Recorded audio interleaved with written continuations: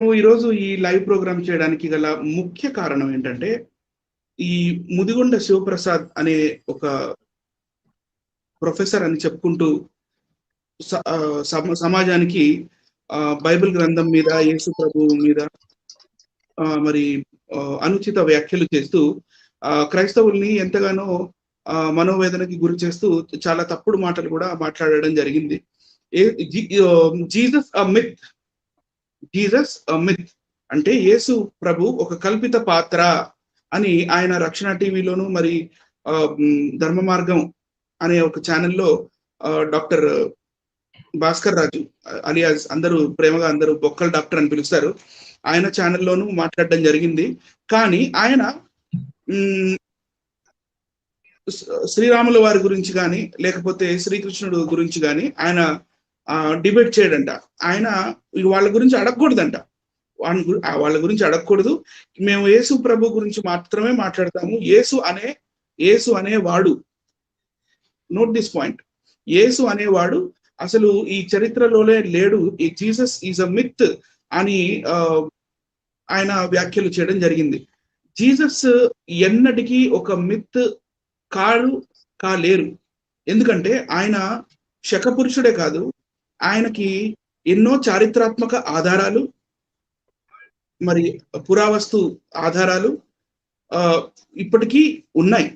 అలాగే మరి యేసు ప్రభు తిరిగిన ప్రదేశాలు, ఆయనతో పాటు అదే కాలంలో సమకాలంలో జీవించి ఉన్న రాజులు, మరి అంటే బైబిల్ గ్రంథంలో చెప్పబడిన రాజులు, మరి చారిత్రకంగా ఉన్న రాజులు, పొంతు పిలాతు కానీ లేకపోతే హేరోదు కానీ మన కైజర్ కానీ, వీళ్ళందరూ ఆయా సమయాల్లో ఉన్నవారే, వాళ్ళందరూ ఉన్నారు ఆయా సమయాల్లో.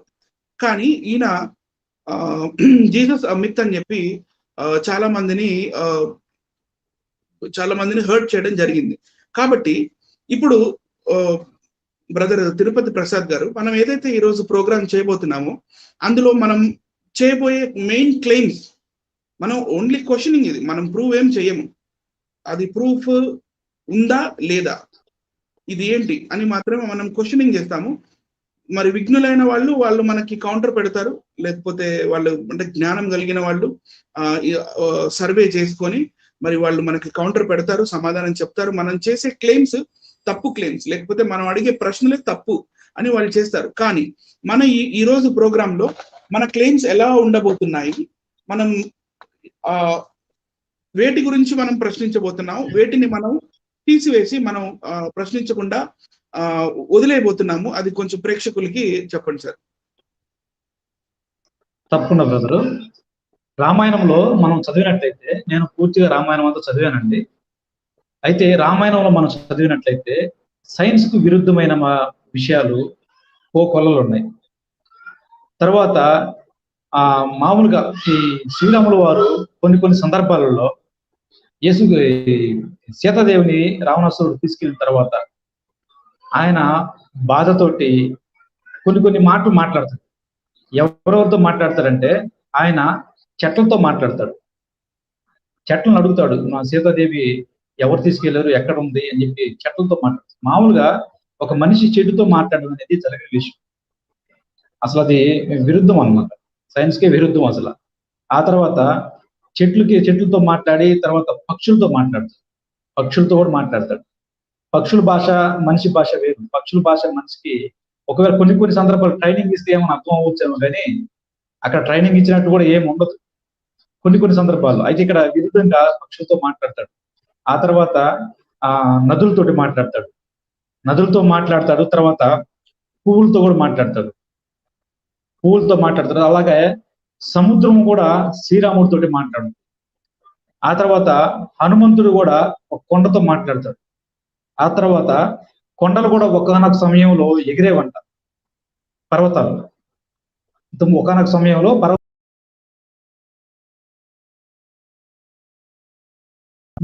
ఇలా సైన్స్ కు విరుద్ధాలు చాలా ఉన్నాయి బ్రదర్. మనం వాటి గురించి మనం ఈరోజు మాట్లాడలేదు, ఎందుకంటే అవన్నీ కల్పితాలని చెప్పి మనకు ఆల్రెడీ తెలుసు. కాబట్టి వాటి గురించి మనం మాట్లాడము. కేవలం మనం ఈరోజు ఆర్కియాలజీ, తర్వాత హిస్టరీ, తర్వాత జాగ్రఫీ, ఈ మూడింటి ఆధారంగానే శ్రీరాముడు వాల్మీకి రామాయణం ఆధారంగా ఒక కల్పిత పాత్ర అని చెప్పి మనం చెప్పదలుచుకున్నాము. ఈరోజు అదే వీక్షకులకి చెప్పదలుచుకున్నాం బ్రదర్. ఒక కంటిన్యూ చేయండి బ్రదర్. సరే,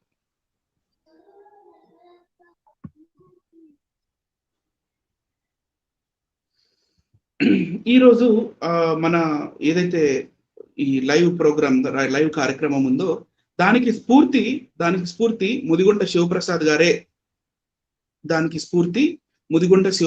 గారే. దానికి ఎలాంటి డౌట్ మనకి లేదు. ఎందుకంటే ఈయన చేసే వ్యాఖ్యలు కొన్ని చాలా కఠినంగా కర్కశంగా ఉంటాయి ఈయన గారు మాట్లాడే మాటలు.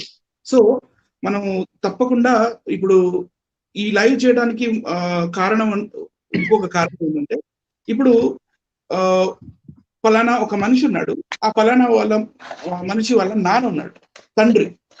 ఒక ఆయన వచ్చి నీ తండ్రి కాదు, అసలు నీ తండ్రే లేడు, లేకపోతే నువ్వు ఆయన పుట్టలేదు, అసలు మెయిన్ క్లెయిమ్ ఏంటంటే అసలు నీ తండ్రి అనేవాడు ఎగ్జిస్టెన్స్ లో లేడు అని మాట్లాడుతున్నారు అనుకోండి మూర్ఖంగా. అప్పుడు మనం ఏం చేస్తాము?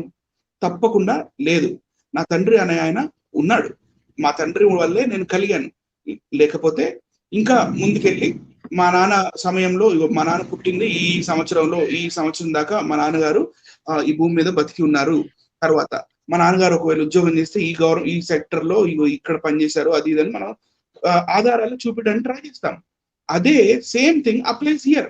ఈయన మన ఆధ్యాత్మిక తండ్రి అయిన యేసు ప్రభుని జీసస్ ఈజ్ అ మిత్ అని చెప్తున్నాడు. అటువంటప్పుడు ఆయనకి చారిత్రాత్మక ఆధారాలు లేవు, పురాతత్వ లేకపోతే ఆర్కియాలజికల్ ఆధారాలు లేవు అని అలాంటి మనకు ప్రాబ్లం లేదు. We have numerous evidences. So కానీ ఎంతో మంది ఇప్పటిదాకా క్రైస్తవులు సమాధానం చెప్తూ ఉన్నారు కూడా. అయినప్పటికీ మొండిగా ఊరికే ఒక అజెండా కోసమని క్రైస్తవుల్ని రెచ్చగొడటానికి ఈయన గారు భాస్కర్ రాజు గారితో పాటు కలిసి ఇలాంటి వ్యాఖ్యలు చేయడం జరిగింది. కాబట్టి ఇప్పుడు it's now time for us to వాళ్ళని క్వశ్చన్ చేద్దాం. అలాగే ఆయన ఒక బుక్ కూడా రాయడం జరిగింది. ఆ బుక్ పేరు ఈ కల్పన బాగుంది. ఒక సిలువ పెట్టి మళ్ళీ దాని మీద మన జీసస్ క్రైస్ట్ బొమ్మ ఒకటేసి this is a beautiful creation. కేవలం యేసు ప్రభు ని కల్పించారు, ఆయన ఒక కల్పిత పాత్ర అని ఆయన బుక్ రాసి దాన్ని అమ్మకంలో పెట్టడం కూడా జరిగింది. కాబట్టి ఈరోజు మనం మీనింగ్ఫుల్ గా కొన్ని క్వశ్చన్స్ వేద్దాం. సార్ ప్రసాద్ గారు ఉన్నారా లైన్ లో? సార్, మీనింగ్ఫుల్ గా మనం కొన్ని క్వశ్చన్స్ వేద్దాం. క్వశ్చన్ నంబర్ 1, ఇప్పుడు మనం టాపిక్ లోకి వెళ్తున్నాము. మరి చూస్తున్న ప్రేక్షకులు చాలా జాగ్రత్తగా మేము ఏదైతే చెప్పాలనుకుంటున్నామో, ఏదైతే ప్రశ్నించాలనుకుంటున్నామో దాన్ని బాగా గ్రహిస్తారని ఆశిస్తున్నాం. క్వశ్చన్ నంబర్ 1, వాల్మీకి రామాయణంలో చెప్పబడిన రాజ్యములు, రాజ్యాలు వాల్మీకి రామాయణంలో ఏవైతే అంటే పక్కన దేశాల్లో లేకపోతే అవతల దేశాల్లో ఉన్న రాజ్యాల పేర్లు చెప్పబడ్డాయో నిజంగా చరిత్రలో ఆ రాజ్యాలు ఉన్నాయా? బి కింద ఒకవేళ చరిత్రలో ఉంటే ఆ రాజ్యాలు ఏ కాలం నాటివి? ఒకసారి ఆ రిఫరెన్స్ ఏంటో చూద్దాం. ఇది వాల్మీకి రామాయణము కిష్కింధకాండ 43వ సర్గంలో, కిష్కింధకాండ 43వ సర్గంలో సార్ 11, 12, 13 ఈ 3 శ్లోకాలు ఇక్కడ పెట్టాను. కొంతమంది శ్లోక వీరులు ఉంటారండి, మాకు శ్లోకం కావాలి, శ్లోకాలు చూపించండి అంటారు. కాబట్టి వాళ్ళ కోసం అని మేము ఇక్కడ శ్లోకం పెట్టడం జరిగింది. ఇక్కడ మనకు శ్లోకాల్లో కనపడుతుంది. తత్రం మలేచాన్ పులిందాంచ సురసేనాస్తందైవ చ ప్రస్థలాన్ భారతాంచ కురుంచ సహ మద్రకైః కాంబోజ యవనశ్చైవ శకానాం పత్తనాన చ. సో ఇవన్నీ ఇక్కడ కాంబోజ, యవన, శక, కురు, మాద్రక అని ఇక్కడ కొన్ని చెప్తున్నాడు. అసలు దాని అర్థం ఏంటి? ఇవేంటి? ఇప్పుడు చూసే ముందు ఒక చిన్న నేను మీకు ఈ కథ యొక్క కాంటెక్స్ట్ చెప్తాను. సీతమ్మ వారిని రావణుడు తీసుకొని వెళ్ళిపోయిన తర్వాత లంకకి, నాట్ శ్రీలంక, లంక, రామాయణం ప్రకారం లంక, ఆ లంకకి తీసుకెళ్లిపోయిన తర్వాత సీతమ్మ వారు ఎక్కడికి వెళ్ళారో తెలియదు. అటువంటి ఆ టైం అప్పుడు సుగ్రీవుడితో రాముల వారికి పరిచయం అవుతుంది. సరే, ఈ వాలి వధ అవన్నీ అయిపోయిన తర్వాత చాలా తర్వాత ఈ 43వ సర్గ కిష్కింధ కాండకు వచ్చేసరికి అక్కడ సుగ్రీవుడు వానరులందరినీ పిలిచి, మీరు నార్దర్న్ సైడ్, ఉత్తరం వైపు నార్దర్న్ సైడ్ వెళ్ళి అక్కడ వెతకండి, సీతమ్మ వారు ఉన్నారేమో అని. ఎక్కడ వెతకండి? కొన్ని రాజ్యాల పేర్లు చెప్తున్నారు. చూడండి ఆ రాజ్యాల పేర్లు ఎలా ఉన్నాయో. కింద ఇది పైన అంతా టీకా అండి. కింద అక్కడ మ్లేచ్ఛ, పులింద, సురసేన, ప్రస్థల, భరత, కురు, మద్రక, కాంబోజ, యవన, శక, బహ్లీక, ఋషిక, పౌరవ, టంకణ, చీన, పరమచీన, నీహార, వరద దేశములలో బాగుగా వెదకి హిమవత్ పర్వతమునందు కూడా సీతకై అన్వేషించుడు అని చెప్తున్నారు. సీతకై అన్వేషించుడు, మీరు సీతకై అన్వేషించండి అని చెప్తున్నాడు. సో ఇప్పుడు మనం హిస్టరీ ప్రకారంగా ఒకవేళ ఈ రామాయణం కరెక్ట్ టైంలో సెట్ అవుతుంది అంటే త్రేతాయుగంలో ఎప్పుడో 17 లక్షల సంవత్సరాల క్రితం, లేకపోతే 12 లక్షల సంవత్సరాల క్రితం అది అన్నప్పుడు మరి ఈ రాజ్యాలు ఉన్నాయా? ఉంటే ఎక్కడున్నాయి? అవి ఏ కాలానికి చెందినవి అనేది ఒక చిన్న లుక్ ఇద్దాము. ఇది కొంచెం చాలా డీప్ గా అర్థం చేసుకుంటూ చూడాలండి. మీకు ఒక మ్యాప్ కనపడుతుంది. ఈ మ్యాప్ దీన్ని మనం ఇక్కడ నీట్ గా చూస్తే ఇక్కడ మీకు బహ్లీక అని కనపడుతుంది పైన. ఇక్కడ ఈ ప్లేస్ లో బహ్లీక దగ్గర కాంబోజా, మళ్ళీ దానికి కొంచెం కింద ఇక్కడ రండి, మీకు మాద్ర అని కనపడుతుంది. ఈ మాద్రనే మాద్రక అని ఇందాక మనం చూసిన శ్లోకంలో రాసి ఉంది. దాని తర్వాత కురు, ఇక్కడ స్క్వేర్ షేప్ లో కురు కింద మత్స్య, తర్వాత మళ్ళీ సురసేన, తర్వాత మళ్ళీ మనం ఇంకా కిందికి వచ్చేస్తే పులింద కనపడుతున్నాయండి. పులింద, ఇవన్నీ రాజ్యాలు ఒకప్పుడు ఉన్నాయి, లేవని అబద్ధాలు చెప్పడానికి లేదు. ఇవన్నీ ఒకప్పుడు ఉన్నాయి. కానీ ఇవన్నీ ఎప్పుడున్నాయి? ఇవన్నీ క్రీస్తు పూర్వం 500 సంవత్సరాల క్రితం ఉన్నాయి. క్రీస్తు పూర్వం కేవలం 500 సంవత్సరాల క్రితం ఉన్న ఈ రాజ్యాల పేర్లు అప్పుడెప్పుడో 17 లక్షల సంవత్సరాల క్రితం వానరులు వాళ్ళు మాట్లాడుతున్న ఆ టైం అప్పుడు 17 లక్షల సంవత్సరాల క్రితం ఉండడం అనేది కొంచెం ఆలోచించాల్సిన విషయం. మరి ఇది ఏంటి? ఈ మహాజనపద ఇక్కడ మీకు కనపడుతుంది చూడండి. ఇక్కడ ఎక్స్ట్రీమ్ మనకి రైట్ సైడ్ పైన janapadas and mahajanapadas and janapadas 500 BC. ఈ జనపద అనేది గౌతమ బుద్ధుడు కన్నా ముందు కాలం అంటే గౌతమ బుద్ధుల వారు క్రీస్తు పూర్వం 450, క్రీస్తు పూర్వం 470 అన్ని సంవత్సరాల క్రితం పుట్టిన గౌతమ బుద్ధుడు. అంతకన్నా ముందు ఇంకొక 500 సంవత్సరాలు ఆ టైంలో ఇవన్నీ ఒకే టైం అప్పుడు ఈ మహాజనపదాలు అనే రూపంలో ఉండేవి మన భారతదేశంలో. మరి ఈ రాజ్యాల పేర్లు మహాభారతంలో ఉండడం అనేది అది మనం అందరం ఆలోచించాల్సిన విషయం. నెక్స్ట్, ఇప్పుడు ఇంకా మీకు క్లియర్ గా అర్థం అవడానికి, మీకు ఇంకా క్లియర్ గా కనపడటానికి ఈ శ్లోకం ఈ తాత్పర్యం ఏదైతే ఉందో కొంచెం కట్ చేసి ఒక్కొక్క రాజ్యం ఎప్పుడు పుట్టింది, ఎప్పుడు వచ్చింది అనేది చూపించడం జరుగుతుంది. ఇప్పుడు మీకు తాత్పర్యం అక్కడ మ్లేచ్ఛ అని ఉంది. ఇక్కడ మ్లేచ్ఛ చూడండి. మ్లేచ్చులు అంటే ఎవరు? పరదేశీయులు.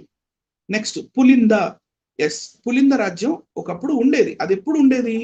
క్రీస్తు పూర్వం కేవలం 269 నుంచి 231 సంవత్సరం వరకు ఉంది. ఆర్కియాలజికల్ ఎవిడెన్సెస్ ఉన్నాయి. మళ్ళీ వాళ్ళని మ్యాప్ లో కూడా ఇందాక నేను పులింద చూపించడం జరిగింది. మహాజనపదంలో ఒక రాజ్యం ఈ పులింద. నెక్స్ట్ అలాగే పైన చూస్తే సురసేన, పులింద పక్కనే సురసేన, సూరసేన కూడా ఉంది. సురసేన క్రీస్తు పూర్వం 6వ శతాబ్దానికి చెందిన ఒక మహాజనపదంలోని ఒక రాజ్యం. అలాగే ప్రస్థల కూడా క్రీస్తు పూర్వం 5వ శతాబ్దానికి చెందిన మహాజనపద ఒక రాజ్యం. భారత అని కూడా వచ్చింది, కావాలంటే మీరు ఇక్కడ చూడండి పైన శ్లోకం తాత్పర్యం దగ్గర భారత అని వచ్చింది. భారతదేశంలో ఉంటూ దేశాన్ని వెతకడం ఏంటో నాకు అర్థం కాలేదు, కాబట్టి ఇక్కడ క్వశ్చన్ మార్క్స్ పెట్టడం జరిగింది. నెక్స్ట్ కురు అంటే క్రీస్తు పూర్వం, ఇది చాలా పాతదండి. క్రీస్తు పూర్వం 1200 సంవత్సరాల నుంచి 900 సంవత్సరాల మధ్యలో మాత్రమే ఉన్న ఆ మహాజనపదంలో ఒక రాజ్యం మద్రక. నెక్స్ట్ మద్రక, ఈ శ్లోక తాత్పర్యం చూస్తే మద్రక అనే దానికి ఆర్కియాలజికల్ ఎగ్జిస్టెన్స్, అంటే ఆర్కియాలజికల్లీ ఇది ఎగ్జిస్ట్ అయ్యింది అని చెప్పడానికి మన దగ్గర పెద్దగా ఆధారాలు ఏం లేవు. తర్వాత నెక్స్ట్ వచ్చేసి మనకు కనపడేది కాంబోజా అనేది ఇప్పటికి కూడా మనకి ఉన్న ఆఫ్ఘనిస్తాన్. ఒక టైం అప్పుడు కేవలం ఒక క్రీస్తు పూర్వం 500 సంవత్సరాల క్రితం కాంబోజా రాజ్యం అనేది ఒక రాజ్యం ఉండేది. నెక్స్ట్ మళ్ళీ యవన అని మనకు కనపడుతుంది ఇక్కడ రెండో లైన్ లో కాంబోజా పక్కన యవన మీకు ఇక్కడ కనపడుతుంది. ఈ యవనులు అంటే ఇండో గ్రీకు దేశస్తులు. అలెగ్జాండర్ మన ఇండియాకి వచ్చి యుద్ధం చేసి వెళ్ళిపోయే ఆ టైం అప్పుడు కొంతమంది గ్రీకులు మన పాకిస్తాన్, ఆఫ్ఘనిస్తాన్ ఏరియాల్లో ఉండిపోయారు. వాళ్ళనే ఇండో గ్రీకులు అంటారు, మనం యవనులు అంటాం. మళ్ళీ అలాగే హెబ్రూ బైబిల్లో కూడా మనకు ఉంటది యవన అని. మళ్ళీ యవనులు గ్రీకుల రాజులు అని చెప్పి ఇవన్నీ మనకి ఎవిడెన్సెస్ మనకి హిస్టారికల్లీ కూడా కనపడతాయి. సో వీళ్ళు యవనులు ఇండియాలో, అంటే ఈ సీన్ ఎప్పుడైతే సుగ్రీవుడి దగ్గర ఈ సీన్ జరుగుతుందో, ఆ సీన్ జరుగుతున్నప్పుడు ఈ యవనులు ఉండకూడదు యాక్చువల్గా. ఎందుకంటే ఇది ఎప్పుడో 17 లక్షల సంవత్సరాల క్రితం వాళ్ళు అని చెప్తున్నప్పుడు ఈ యవనులు కేవలం మన వరల్డ్ హిస్టరీలో క్రీస్తు పూర్వం 180 నుంచి క్రీస్తు శకం 10 సంవత్సరాలకు మాత్రమే చెందిన రాజ్యం, క్రీస్తు శకానికి చెందిన రాజ్యం ఇది. తర్వాత సఖ అంటే ఇండోసింధియన్స్. ఆ ఇండోసింధియన్స్ కూడా యవనులతో పాటు అంటే కో ఎగ్జిస్టెన్స్, వాళ్ళు ఒకే టైం అప్పుడు బ్రతికి ఉన్నారు. చూడండి, ఈ సకులు యవనులు పక్కపక్కన రాజ్యంలోనే వాళ్ళు పాకిస్తాన్, ఆఫ్ఘనిస్తాన్ ఏరియాల్లో, మళ్ళీ ఇండియాలో చాలా లోపల వరకు వీళ్ళు యవనులు సకులు ఒక టైం అప్పుడు వచ్చారు కూడా.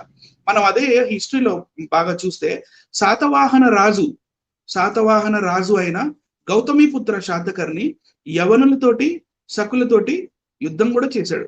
మీరు ఒకవేళ గౌతమిపుత్ర శాతకర్ణి సినిమా చూసి ఉంటే, లేకపోతే ఏదైనా హిస్టరీ చదివి ఉంటే, ఆయన ఈ యవనులు సకులతోటి కూడా భీకరమైన యుద్ధాలు చేసినట్టుగా మనం చూడొచ్చు.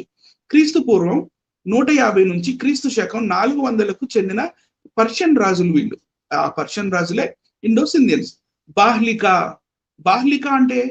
బాహ్లికాకి ఇంకొక పేరు బ్యాక్ట్రియా ఎవరిదో కాదు, ఇండో గ్రీక్స్ కి కొంచెం వెనకాల వైపు, ఇండియన్ బార్డర్ దగ్గర కొంచెం వెనకాల వైపు ఉన్న ఆ ఏరియాని బ్యాక్ట్రియా అంటారు. సో ఈ సంస్కృత version of Bactria is Bahlika. Right sir, మీరు అక్కడ కొంచెం లింగ్విస్టిక్ అర్థం చేసుకోవాలి. ఇవన్నీ historically and archaeologically proven. Rishika అనే రాజ్యం మనకి ఎక్కడ కనపడదండి. మీరు గూగుల్ చేసినా, ఎన్ని పెద్ద పెద్ద పుస్తకాలు తీసి చదివినా ఋషిక అనే రాజ్యం లేదు. కానీ ఇక్కడ మనకి రామాయణంలో చెప్పబడుతుంది బాహ్లిక, ఋషిక, పౌరవ అని. పౌరవ అనే రాజ్యం ఉంది. ఎస్, పౌరవ అనే రాజ్యం క్రీస్తు పూర్వం 5వ శతాబ్దానికి చెందిన రాజ్యం. ఇది కూడా మహాజనపదంలోని ఒక రాజ్యమే ఒకప్పుడు. ఈ పౌరవ రాజ్యం ఎవరంటే, అలెగ్జాండర్ ఇండియాకి వచ్చినప్పుడు పోరస్ అని ఒక రాజు పోరాడాడు మన అలెగ్జాండర్ తోటి. పోరస్ అని ఒక మన దేశంలో ఉన్న ఒక రాజు, పోరస్ ఎవరైతే ఉన్నారో, పృథ్వీరాజ్ అని అంటారు కదా, ఆయన ఈ పౌరవ రాజ్యానికి చెందిన ఆయనే. మరి వీళ్ళందరూ రామాయణంలో ఉండడం చాలా వింత అయిన విషయం. టంకణ ఇలాంటి కింగ్డమ్ ఏం లేదు. చీనా అంటే చైనీస్. చైనా ఎప్పుడు ఇండియాలో లేదు కదా. మరి ఈయన ఇండియన్ బార్డర్ దగ్గరికి వెళ్ళి చూడమని చెప్తున్నాడు. మరి అక్కడ నాన్ ఇండియన్స్ అయిన ఈ చైనాలో కూడా వెళ్ళి సీతమ్మ వారిని ఎతకమని చెప్తున్నారు. నెక్స్ట్ వస్తే ఇక్కడ మనకి పరమ చీనా అని ఉంటది. ఇప్పుడు పరమ చీనా అంటే ఏంటో, అంటే ద గ్రేటర్ చైనా, అంటే ఆఫ్టర్ క్రాసింగ్ ద హిమాలయాస్ ఇంకా పైకి వెళ్ళిపోయి పరమ చీనా అక్కడ కూడా ఎతకమంటున్నాడు. నీహారా అనేది మనకి హిస్టరీలో ఎక్కడ దొరకలేదు. వరద రాజ్యం అనే కూడా రాజ్యం మనకి ఎక్కడ దొరకలేదు. సో ఈ రిఫరెన్స్ వల్ల మనకి క్లియర్ గా అర్థమవుతుంది ఏంటంటే, ఈ రిఫరెన్స్ వల్ల మనకి క్లియర్ గా ఏమర్థమవుతుందంటే, ఈ మహాజనపదాలకి చెందిన క్రీస్తు పూర్వం వాళ్ళు రామాయణంలో చెప్పబడ్డారు. మళ్ళీ క్రీస్తు శకంలో ఉన్న రాజులు, రాజ్యాలు, ఆ రాజ్యాల పేర్లు కూడా మనకి ఇందులో మా రామాయణం కిష్కింధకాండ 43వ అధ్యాయంలో కనపడుతున్నారు. నెక్స్ట్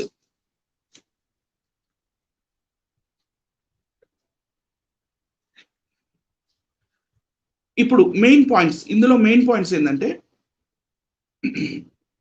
వాల్మీకి రామాయణం కిష్కింధకాండ 43వ సర్గలో అంటే ఉన్న శ్లోకాలు 11 నుంచి 12లో చెప్పిన రాజ్యాలకి కేవలం 2500 సంవత్సరాల చరిత్ర కూడా లేదు కదా రఫ్లీ చూస్తే. మరి ఈ 17 లక్షల సంవత్సరాల క్రితం జరిగింది, లేకపోతే 12,000 సంవత్సరాల క్రితం జరిగింది, ఎప్పుడో పాతది పురాతనమైనది, త్రేతాయుగం అంటే ఇన్ని లక్షల సంవత్సరాల క్రితం ఉంది త్రేతాయుగం అని అన్నారు. మరి ఇన్ని లక్షల సంవత్సరాల క్రితం దాంట్లో లేటెస్ట్ గా ఉన్న రాజులు వాళ్ళ రాజ్యాల పేర్లు ఎలా వచ్చాయి?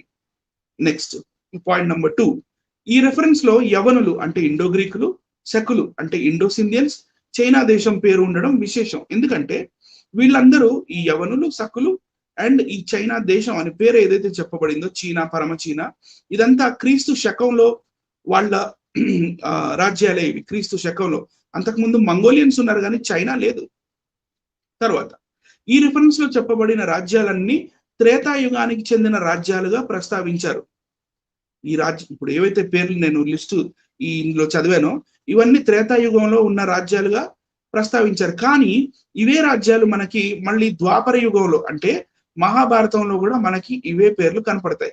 ఈ రోజు మన టాపిక్ మహాభారతం కాదు కాబట్టి దాన్ని మనం ప్రస్తావించకుండా ముందుకెళ్ళిపోదాం. క్వశ్చన్ నంబర్ 2, వాల్మీకి రామాయణం ప్రకారం త్రేతాయుగంలో అంటే రామాయణం జరిగిన కాలంలో కనిపించిన యవన, సక మరియు కాంబోజ రాజులు, ఇందాక మీరు చూసారు కదా, యవన, సక, కాంబోజ, ఇవే రాజులు ఇదే మన రామాయణంలో సత్యయుగం అంటే కృతయుగంలో జరిగిన ఒక సందర్భం ఉంది.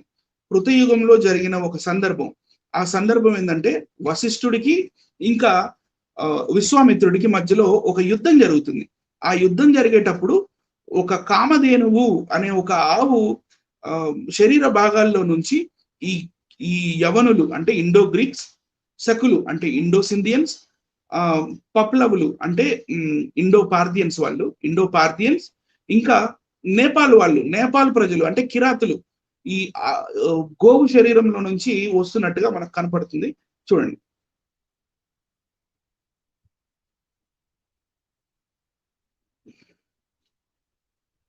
అంతటా విశ్వామిత్ర మహారాజు తన సైన్యము ఈ విధంగా నశించుచుండగా చూచి చాలా కోపించి కోపము చేత, ఇది ఎక్కడుంది? మీ రిఫరెన్స్ చెప్పలేదండి మీరు అంటున్నారేమో. కింద చూడండి, రిఫరెన్స్ మనకు కనపడుతుంది ఇక్కడ. శ్రీమద్ రామాయణం అందరి బాలకాండములోని 54వ సర్గము. రైట్ సార్, 54వ సర్గలో ఇవి 18, 19, 20, 22, 23 శ్లోకాల ఈ శ్లోకం యొక్క తాత్పర్యం. మనకు శ్లోకం అవసరం లేదు, ఏ బుక్ లో చూసినా మనకి ఈ బాలకాండలోని 54వ సర్గంలో ఈ శ్లోకాల్లో మనకి ఇదే తాత్పర్యం కనపడుతుంది. శ్లోకాలు ఎవరికైనా ఇంట్రెస్ట్ ఉంటే బుక్స్ తీసి చూసుకోవచ్చు. అంతటా విశ్వామిత్ర మహారాజు తన సైన్యము ఈ విధంగా నశించుచుండగా చూచి చాలా కోపించి కోపము చేత కళ్ళు పెద్దవి చేసి రథము అధిరోహించి అనేక విధములైన ఆయుధములతో పప్లవులను నశింపజేసెను. Note this point. ఈ పప్లవులు అంటే ఎవరు? మనం చూద్దాం. నంబర్ 1 పప్లవులు. పప్లవులను అందరినీ విశ్వామిత్రుడు చంపివేయట విశ్వామిత్రుడు చూశాడంట. అంటే ఇది కృతయుగంలో జరిగింది అని చెప్పి రాముడికి ఈ కథ చెప్తున్నారు రాముల వారికి బాలకాండలో. సో ఇది పూర్వం జరిగిన కథ అన్నమాట. అంటే ఎన్నో లక్షల సంవత్సరాల క్రితం జరిగిన కథ అని రామాయణంలో రాశారు. చూడండి, ఈ పప్లవులందరినీ విశ్వామిత్రుడు చంపివేయట చూసి ఆ కామధేను కోపంతో మరల యవనులను సకులను, ఇందాక నోట్ దిస్ పాయింట్ అన్నాను కదా, ఆ పాయింట్ పల్లవులు 1, నంబర్ 2 యవనులు, నంబర్ 3 సకులను సృజించెను. కామధేనువు సృజించిందంట కోపంతో. కాంతి కలవారును మహావీర్యవంతులను బంగారు కింజల్కముల వలెనున్న వారును అగు ఆ యవనులు సకులు భూమిని కప్పివేసిరి. మళ్ళీ వాళ్ళు ఆవు శరీరం నుంచి వచ్చారు, కరెక్టే. ఎలా వచ్చారు? పొడవైన ఖడ్గములను పట్టసములను చేతబట్టుకొని బంగారు వస్త్రములను ధరించి మండుచున్న అగ్నుల వలె ఉన్న ఆ సఖయవనులు విశ్వామిత్రుని సైన్యమునంతయు నశింపజేసిరి. పిమ్మట అంటే 23 పిమ్మట విశ్వామిత్రుడు మహాస్త్రము ప్రయోగింపగా యవనులు, కాంబోజులు, పప్లవులు చెల్లాచెదురైరి. ఇప్పుడు మనం చూడాల్సింది ఏంటంటే అసలు యవనులు అంటే ఎవరు? ఈ యవనులు ఏంటి? What is this problem with యవనులు? ఇందాక కూడా మనం చూసాము, సుగ్రీవుడు కూడా చెప్పాడు యవనుల రాజ్యం, యవన కాంబోజ శక దాకా వెళ్ళి చూసి రమ్మన్నాడు. మరి యవనులు ఎవరంటే ఈ యవన రాజులు వీళ్ళ శిల్పాలు ఇవి. ఆర్కియాలజికల్ డిపార్ట్మెంట్ కి ఈ యవనులు చెక్కిన శిల్పాలు దొరికినాయి. యవన రాజులు క్రీస్తు పూర్వం 180 నుంచి క్రీస్తు శకం 100 అంటే 100 years 100 AD వరకు బతికి ఉన్న ఈ రాజులు వీళ్ళ శిల్పకళ ఇది. నెక్స్ట్ ఇప్పుడు మనం చూస్తే యవన రాజుల నాణాలు ఇవి. యవన రాజులు ఎవరైతే ఇండో గ్రీక్స్ ఉన్నారో వాళ్ళ మొట్టమొదటి రాజు పేరు మెనాండర్. మీకు ఇక్కడ కాయిన్ మీద కనపడుతుంది చూడండి, మెనాండర్ కనపడుతుందా అండి? మెనాండర్, ఇది మెనాండర్ కాయిన్. ఈ మెనాండర్ కాయిన్ యవన రాజులు క్రీస్తు పూర్వం 180 నుంచి క్రీస్తు శకం 100వ సంవత్సరం దాకా ఉన్న ఈ రాజుల నాణెములు ఇవి. ఈ నాణ్యాలు మరి ఆర్కియాలజికల్ సర్వే వాళ్ళకి దొరికినాయి. మళ్ళీ పెద్ద పెద్ద మ్యూజియంస్ లో కూడా మనకి ఇలాంటి నాణ్యాలు ఈ యవనులకి సంబంధించినవి దొరుకుతాయి. ఈ యవనులు రామాయణంలో ఉండడం అనేది అది ఎంతవరకు మరి ఫిట్ అవ్వట్లేదు హిస్టారిసిటీకి, ఆర్కియాలజీకి. మరి ఎలా చూసినా కూడా ఈ యవనులు క్రీస్తు శకంలో ఉన్న వాళ్ళు వీళ్ళు రామాయణంలో ఉండడం అనేది ఫిట్ అవ్వట్లేదు. నెక్స్ట్ శకరాజులు అంటే ఎవరు చెప్పాను కదా ఇందాక, ఇండో సింధియన్స్ అని. ఈ ఇండో సింధియన్స్ రాజులు వాళ్ళ శిల్పకళ ఇలా ఉండేది.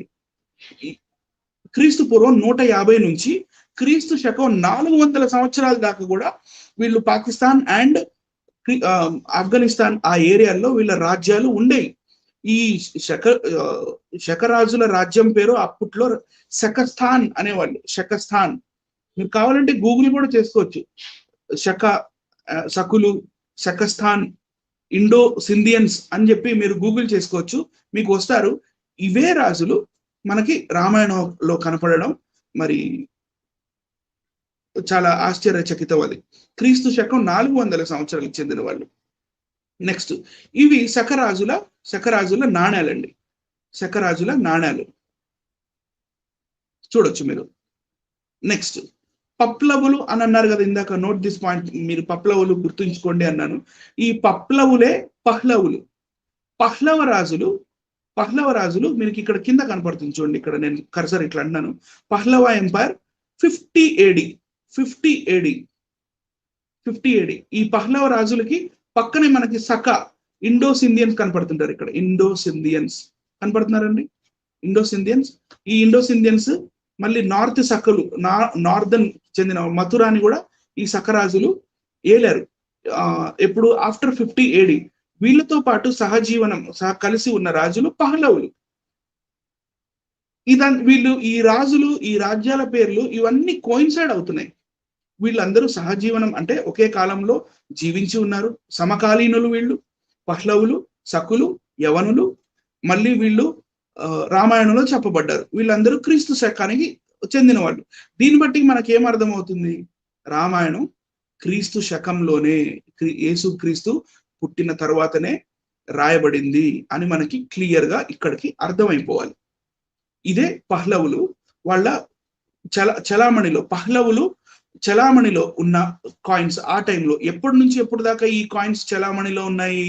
పహ్లవులవి ఇండో పార్థియన్ కింగ్డమ్ చెందిన నాణ్యాలు క్రీస్తు పూర్వం 100 సంవత్సరాల నుంచి క్రీస్తు శకం 100 సంవత్సరాల దాకా, అంటే ఇటు 100 అటు 100, 200 సంవత్సరాలు ఇలాంటి కాయిన్స్ మనకి ఆ టైంలో చలామణిలో ఉన్నాయి. ఇవన్నీ ఆర్కియాలజికల్ సర్వే దగ్గర ఉన్నాయి, మ్యూజియంస్ లో ఉంటాయి, హిస్టరీలో కూడా మీరు చెప్తాను మీకు ఎలాంటి బుక్స్ లో మీరు చూడాలంటే దొరుకుతాయో కూడా ముందు ముందు చెప్తాను.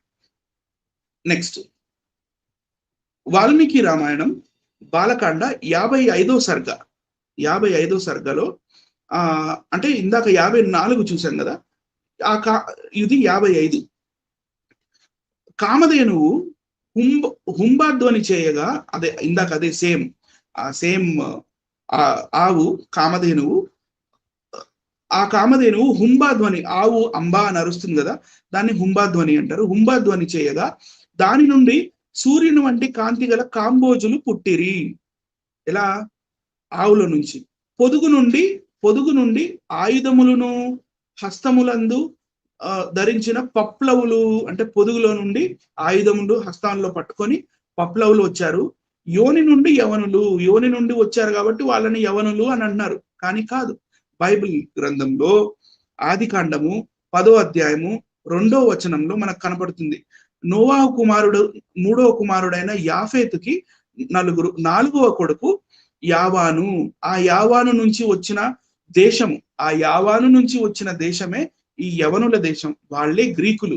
వాళ్ళు ఇండియన్ సబ్ బార్డర్, ఈ బార్డర్ దగ్గరకు వచ్చి బతుకుతున్న కాలంలో యవనులుగా పిలువబడ్డారు, ఇండో గ్రీక్స్.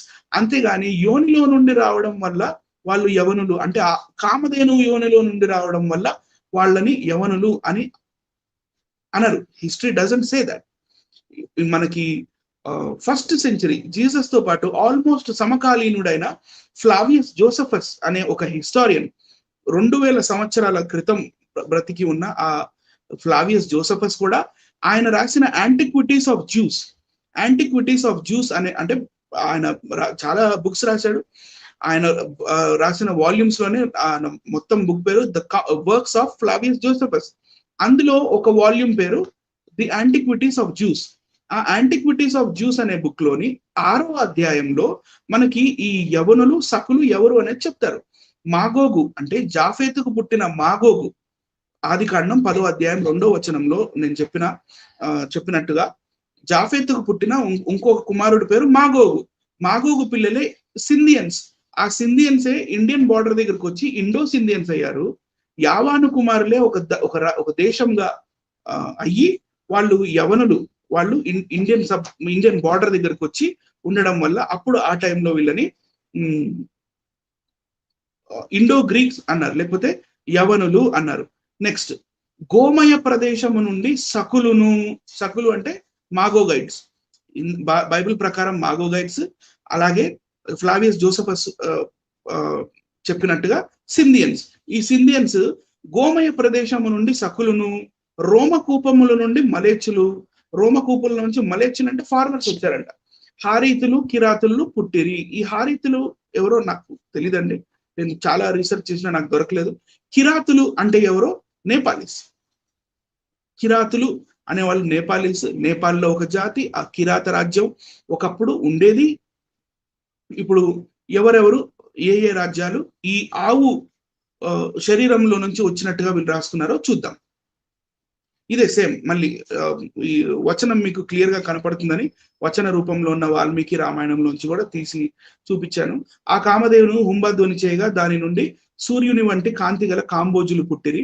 పొదుగు నుండి ఆయుధములను హస్తములందు ధరించిన పప్లవులను, యోని నుండి యవనులు, గోమయ ప్రదేశం నుండి సక్కులను, రోమకూపం నుండి మ్లేచ్చులు, హరీతులు, కిరాతులు పుట్టిరి. అది కూడా పుట్టడం కూడా నార్మల్ గా రాలేదు. వాళ్ళు ఇక్కడ కింద చూడండి, ఈ విధముగా జనించిన కాంబోజాదులందరూ పదాతి గజ అశ్వ అంటే రథాలు, గజాలు అంటే ఏనుగులు, అశ్వాలు అంటే గుర్రాలు, రథములతో కూడిన విశ్వామిత్ర సైన్యమునంతను క్షణములో నశింపజేసిరి. వీళ్ళు ఆవు శరీరం నుంచి రావడం, అది కూడా కత్తులు పట్టుకొని రథాలతో పాటు గుర్రాలతో పాటు ఏనుగులతో పాటు వచ్చారని ఈ 1వ శతాబ్దం తర్వాత, అంటే క్రీస్తు శకం తర్వాత చలామణిలో ఉన్న బతికి ఉన్న ఆ రాజ్యాలు ఇలా పుట్టాయని రాసుకోవడం ఇది చాలా మరి శోచనీయం, మరి ఆలోచించాల్సిన విషయం. కిరాత అంటే ఏంటి? కిరాత మనం ఇందాక చూసాం కదా, కిరాతులు అని కూడా వచ్చారు కదా. కిరాత అనేది ఆనాడు కిరాతులు, ఈనాడు ఆధునిక నేపాల్ దేశం, దాన్నే కిరాతులు అని కూడా అంటారు. నెక్స్ట్ ఇక్కడికి వెళ్తే ఇదిగోండి, మీకు ఇక్కడ క్లియర్ గా కనపడుతుంది. కిరాతులు అంటే నేపాలీస్ పీపుల్, కిరాతీ పీపుల్ ఇక్కడ మీకు కనపడుతుంది. కిరాతీ పీపుల్.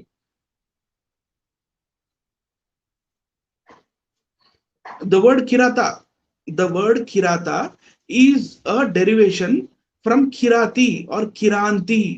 Kiranti అంటే మనకి వాళ్ళ భాషలో ఈ రెండు మాట Kiranti, to name group of people in eastern Nepal. Okay, so ఈ నేపాల్ కి చెందిన ఈ ప్రజలు కిరాతులు. ఇప్పుడు ఇందాక క్వశ్చన్ నెంబర్ 2 వేసాం కదా, ఈ యవనులు సకులు రామాయణంలో సత్యయుగంలో త్రేతాయుగంలో ఉన్నట్టుగా మనకి కనపడుతుందని ఇందులోని హైలైట్స్ చూద్దామండి. ఈ పాయింట్ నెంబర్ 2లోని హైలైట్స్ చూద్దాం. వాల్మీకి రామాయణం బాలకాండ 55వ సర్గలో యవన అంటే ఇండో గ్రీక్, సక అంటే ఇండో సింధియన్స్, పహ్లవ లేకపోతే పప్లవ అంటే ఇండో పార్థియన్స్, మ్లేచ్చులు అంటే ఫారినర్స్, కిరాతులు అంటే నేపాలీస్, కామధేను అవయవాల నుండి గజదళం, అశ్వదళం మరియు రథాలతో పుట్టుకు రావడం ఒక పెద్ద హైలైట్. ఎస్, అది 100% అది ఒక హైలైట్. యవన, సక, కాంబోజ, పహ్లవ, కిరాత రాజ్యాలు క్రీస్తు శకంలో అంతమైన రాజ్యాలు. మరి సత్యయుగం అంటే మనం ఎలా అర్థం చేసుకోవాలి? క్రీస్తు శకమే సత్యయుగమా, లేకపోతే క్రీస్తు శకంలో ఉన్న వాళ్ళు, సుగ్రీవుడు కూడా చెప్పాడు మీరు ఆ రాజ్యాలకి, యవన, సక, కాంబోజ రాజ్యాలకు వెళ్ళి మీరు సీతమ్మ వారిని ఎతకండి అని. వాళ్ళు కూడా క్రీస్తు శకానికి చెందిన రాజులే. మరి క్రీస్తు శకానికి చెందినదే త్రేతాయుగమా అనేది క్వశ్చన్. ఇంకొక పాయింట్ ఏంటంటే, ఋగ్వేదం 7వ మండలం మొత్తం వశిష్ఠుడు రచించాడు అంటారు. ఋగ్వేదం 7వ మండలం మొత్తం రచించిన వశిష్ఠుడు కృతయుగంలో 1వ శతాబ్దానికి చెందిన రాజ్యాలని కామధేనువుతో పుట్టించాడు అనే కల్పన అద్భుతం. ముదిగొండ గారు సూపర్ అండి. క్వశ్చన్ నెంబర్ 3, రామాయణం జరిగిన కాలంలో బంగారంతో చేయబడిన నాణ్యాలు ఉన్నాయా? రామాయణం జరిగిన కాలంలో బంగారంతో చేయబడిన నాణ్యములు అసలు ఉన్నాయా? నిజంగా ఇండియన్ సబ్ కాంటినెంట్ లో కదా రామాయణం జరిగింది. దశరథుడి రాజ్యం పేరు కోసల రాజ్యం కదా, ఆయన క్యాపిటల్ సిటీ అయోధ్య కదా. మరి ఇండియన్ సబ్ కాంటినెంట్ లో అసలు ఫస్ట్ గోల్డ్ కాయిన్స్ ఇంట్రడ్యూస్ చేసింది ఎవరు? జియోగ్రఫికల్ ఆధారాలు, ఆర్కియాలజికల్ ఆధారాలు,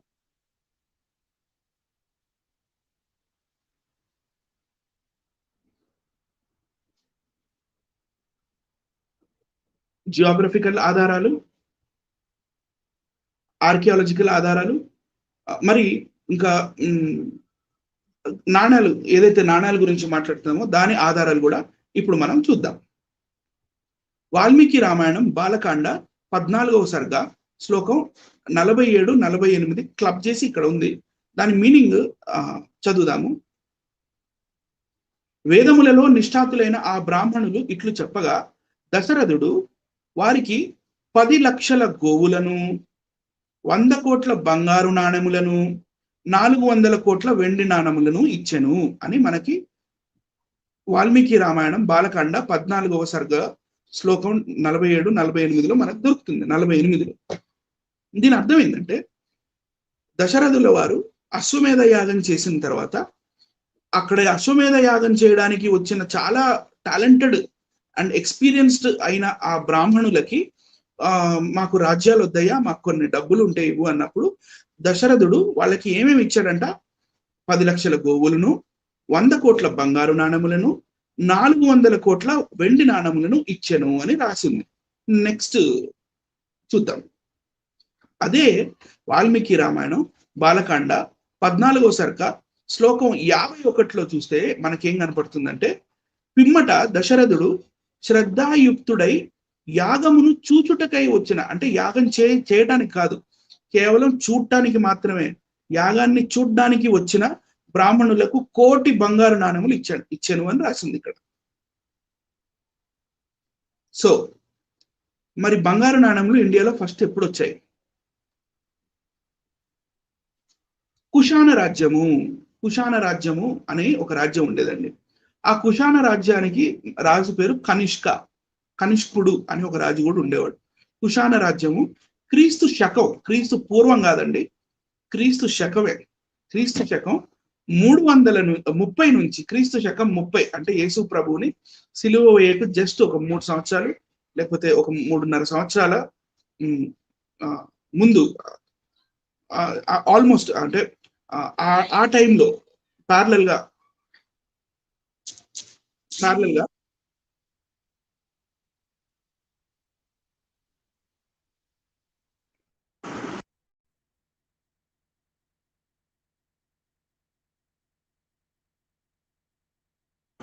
1 సెకండ్ సార్.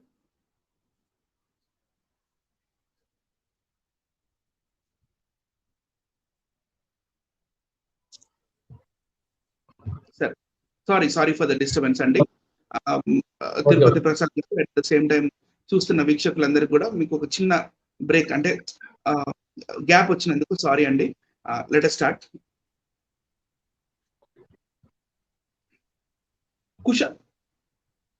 కుషాణ రాజ్యం. ఈ కుషాణ రాజ్యానికి మెయిన్ రాజు వచ్చేసి కనిష్క రాజు. వీళ్ళు చాలా సుభిక్షంగా ఉన్న రాజులు, వీళ్ళు చాలా గొప్ప రాజులు. వీళ్ళ దగ్గర చాలా రథాలు, గుర్రాలు ఉండేవి. అట్ ద సేమ్ టైం ఈ సుభిక్షమైన రాజ్యం కాబట్టి వాళ్ళ దగ్గర బంగారం కూడా ఉండేది. కాబట్టి వాళ్ళు కరెన్సీని ఇండియాలోకి వీళ్ళు ఇంట్రొడ్యూస్ చేశారు. అది ఈ రాజ్యం ఎప్పటి నుంచి ఎప్పటి దాకా నడిచిందంటే క్రీస్తు శకం 30 నుంచి 375 దాకా. ఇందులో అబద్ధాలు ఏమీ లేవు, 100% హిస్టరీ చెక్ చేసే మీకు చెప్పడం జరుగుతుంది.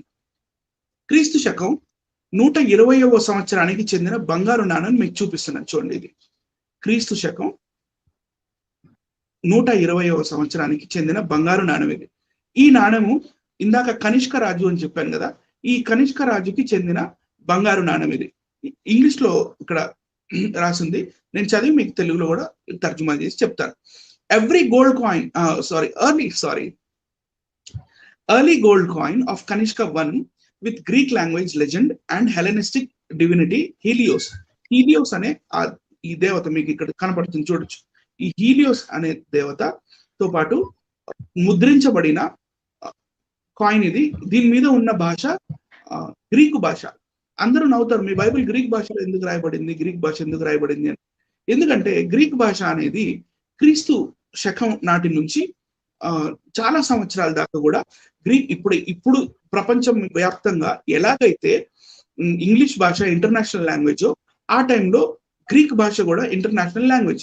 గ్రీక్ లాంగ్వేజ్ మీరు అశోకుడి స్తూపాల మీద చూడొచ్చు, శిలాశాసనాల మీద చూడొచ్చు. గ్రీక్ భాషని మీరు ఇలాంటి కాయిన్స్ మీద చూడొచ్చు. మళ్ళీ at the same time Greek భాష మనకి రోమా సామ్రాజ్యంలోనే కాకుండా యెరూషలేం దాకా కూడా చూడొచ్చు. సో గ్రీకు రాజ్యం అంత పెద్దగా ఆ సమయంలో విస్తారం అయి ఉంది కాబట్టి common language Greek language. So Kanishka standing clad, ఇక్కడ కనిష్క నిలబడి ఉన్నాడు కండి. Kanishka standing clad in heavy Kushan coat, ఒక పెద్ద కుషాన కోట్ వేసుకున్నాడు చూడండి, Kushan coat and long boots కూడా వేసుకున్నాడు.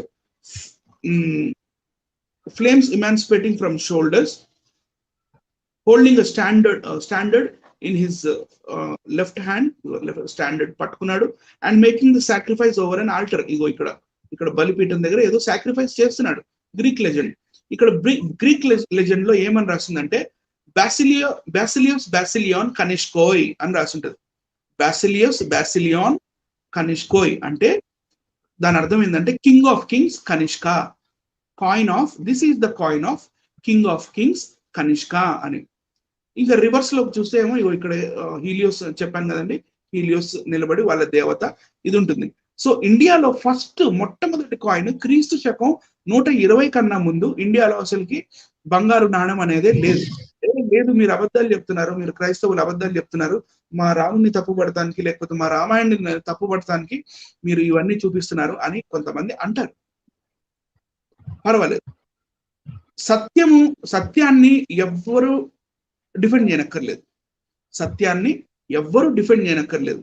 సత్యానికి ఉన్న పవర్ అది ఏంటంటే సత్యము తనని తాను డిఫెండ్ చేసుకుంటది. Truth defends itself. Truth itself defends itself. Truth itself always defends. అది డిఫెండ్ చేసుకుంటుంది దాన్ని. సో ఇక్కడ ఈ ఆర్టికల్ చూద్దాం. Kanishka the Kushan, Roman denarii. మనం ఇందాక ఏం చూసాము? Roman denarii. మనకి లూకాసు వార్త 20వ అధ్యాయంలో ప్రసాద్ గారు, తిరుపతి ప్రసాద్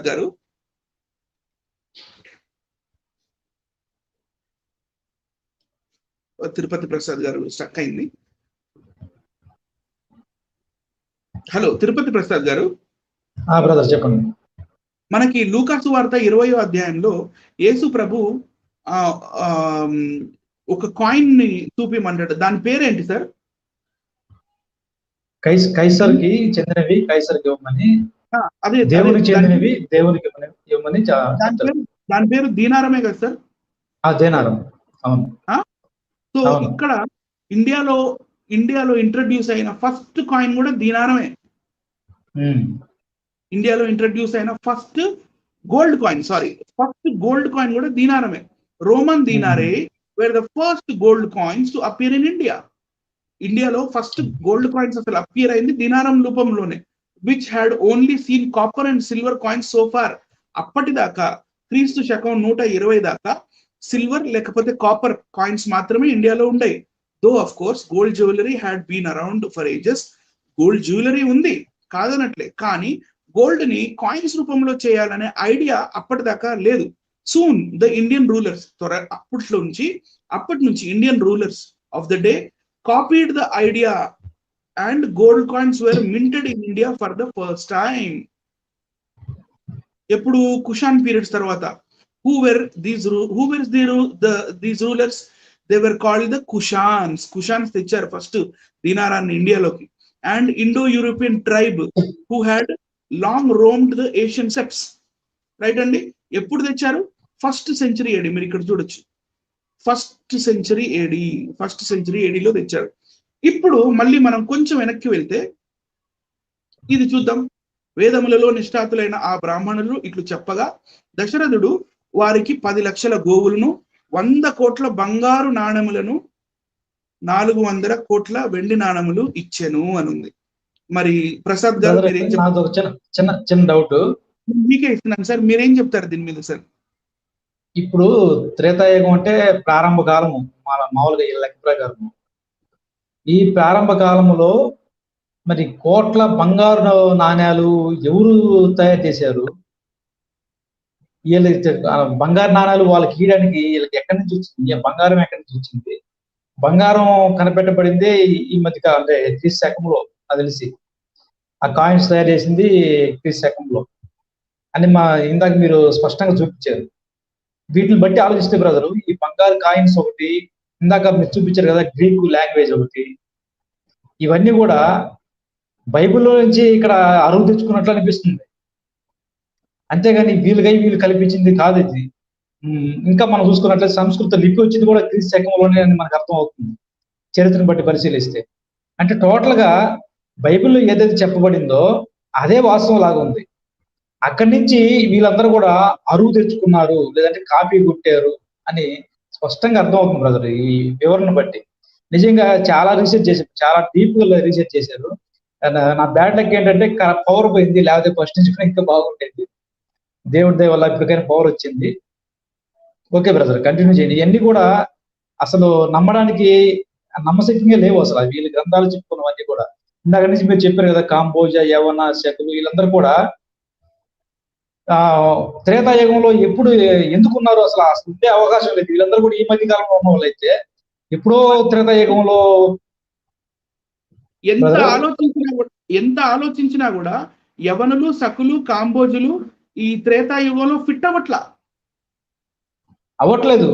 వాళ్ళే కాదు, ఈ రాముడిని ఇంక ఎక్కడ ఇరికించాలనేది నాకు కూడా అర్థం కావట్లే. ఇవన్నీ కూడా కల్పితాలు బ్రదర్, కల్పితాలు. ఓకే ఓకే బ్రదర్, బ్రదర్, ముందుకెళ్తాను. మీ పాయింట్స్ ఇంకేమైనా చెప్తారా? కంటిన్యూ చేయండి, చెప్తాను, మళ్ళీ కంటిన్యూ చేయండి.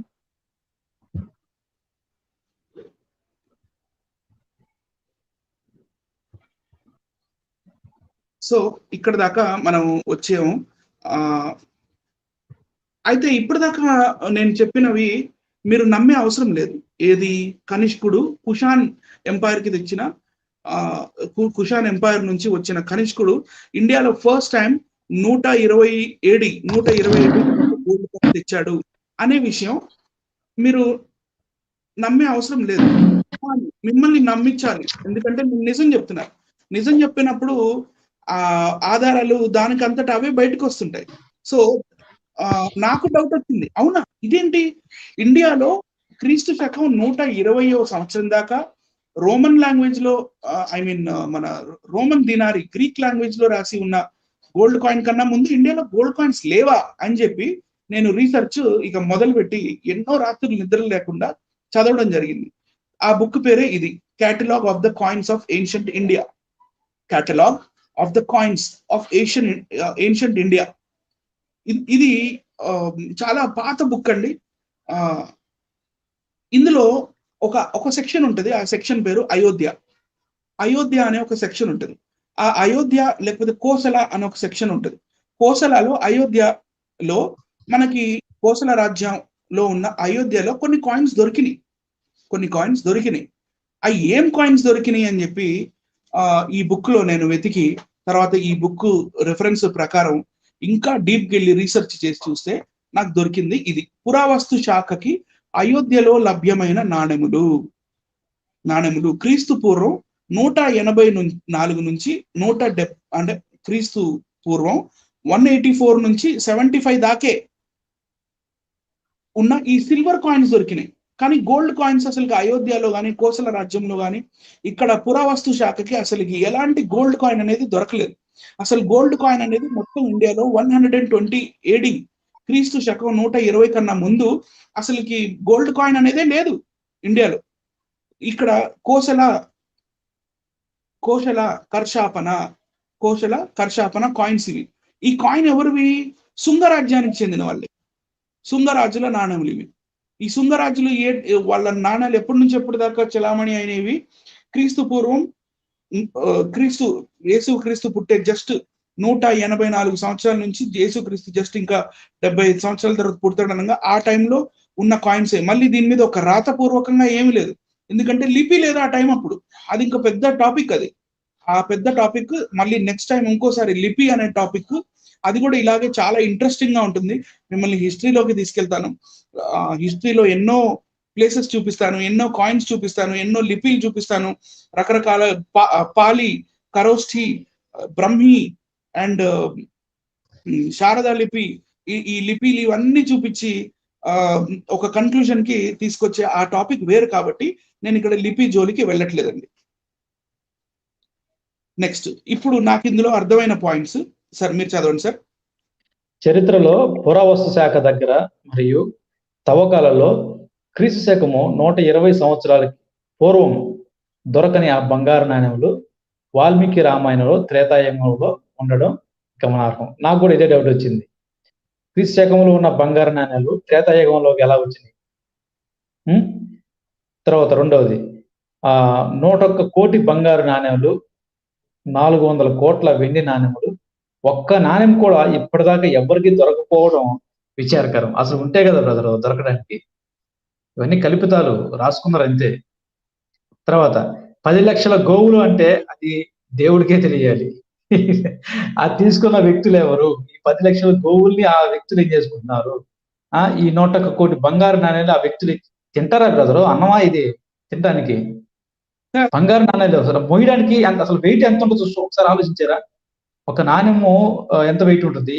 ఈ 101 కోటి బంగారు నాణ్యాలు 400 కోట్లు వెండి నాణేలు ఎంత వెయిట్ ఉంటుంది, వీటిని మోసుకోపోవాలంటే ఎంత ఎటువంటి వాహనాలు వెహికల్స్ కావాలి, అసలు ఆ రోజుల్లో అవన్నీ ఉన్నాయా, ఇవన్నీ ఆలోచిస్తే జేసీబీ తోటి ఎత్తిచ్చారేమో సార్.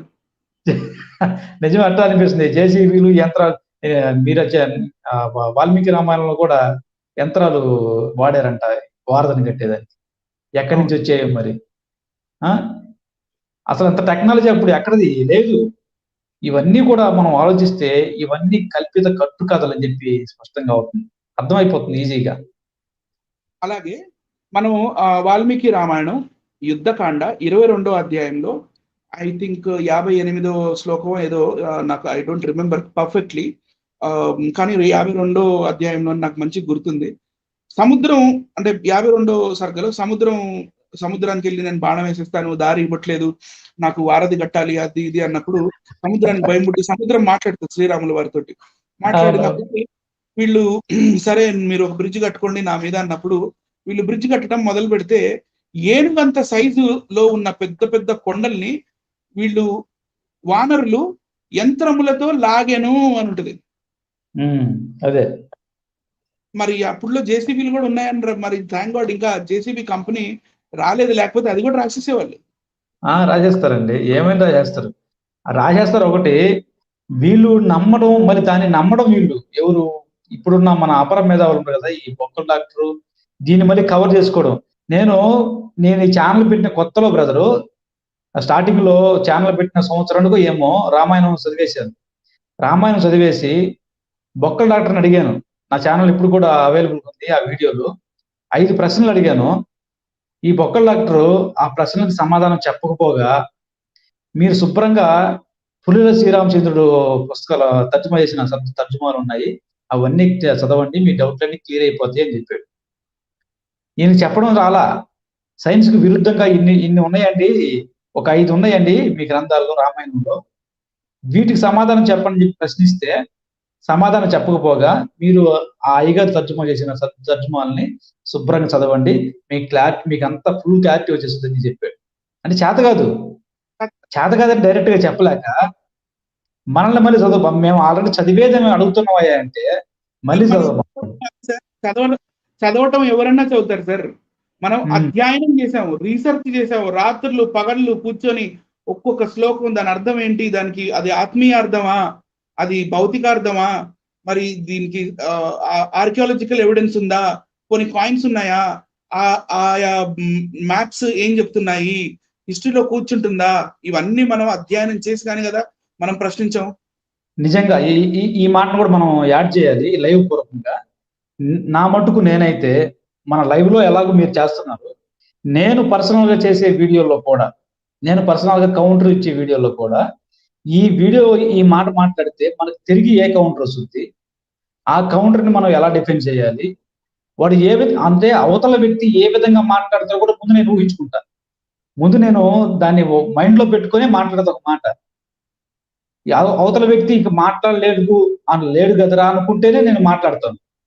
అంటే తర్వాత మన బైబిల్లో చెప్పినట్లు భావార్థం ఒకటి ఉంది, ఆత్మీయార్థం ఒకటి ఉంది, అక్షరార్థం ఒకటి ఉంది.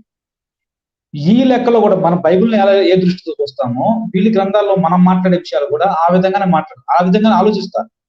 ఆలోచించి ఆ తర్వాత ఇది అక్షరార్థమే అని కన్ఫర్మ్ అయిన తర్వాత, అది నిజంగా ఆత్మీయార్థం కాదని తెలిసిన తర్వాత దాని గురించి మాట్లాడతారు. తర్వాత ఆత్మీయ అర్థం కూడా కొన్ని వచ్చే ఉన్నాయి. ఆత్మీయ అర్థం ఆ కోణంలో కూడా ఇది ఎంతవరకు కరెక్ట్, ఎంతవరకు ఇది సూట్ అవుద్ది అని ఆలోచించి, ఆ తర్వాత సైన్స్కి ఇది ఏ విధంగా మ్యాచ్ అవుతుంది అని ఆ కోణంలో ఆలోచించి, ఆ తర్వాత మనం ఏదైనా ఒక ప్రెజెంటేషన్ ముందు పెడతాం. చూస్తున్న వీక్షకులారా మీరు కూడా గమనించండి, ఏదో చదివేసి మాట్లాడేసి వెళ్ళిపోవడం కాదు. మీరు గమనించినట్లయితే మన ఛానల్లో మనం చేసే వీడియోలకి రీకౌంటర్ వీడియోలు చాలా తక్కువ వస్తాయి. చాలా తక్కువ అంటే చాలా తక్కువ అసలు ఆ పనికి మాలిన కొంతమంది తప్పితే, బూతులు మాట్లాడే వాళ్ళు తప్పితే, సబ్జెక్ట్ పరంగా మనల్ని ఎదుర్కొనే వాళ్ళు ఇంతవరకు లేరు. అంటే మీరే చూసుకోండి, ఒకసారి పరిశీలించండి మీరు కూడా. ఎందుకు మాట్లాడుతున్నాం అంటే అలాగా మనం అన్ని కోణాల్లో ఆలోచించి అది తప్పు అని తెలిసినాకనే మీకు సమాజం దృష్టికి తీసుకొస్తుంది. అది బ్రదర్.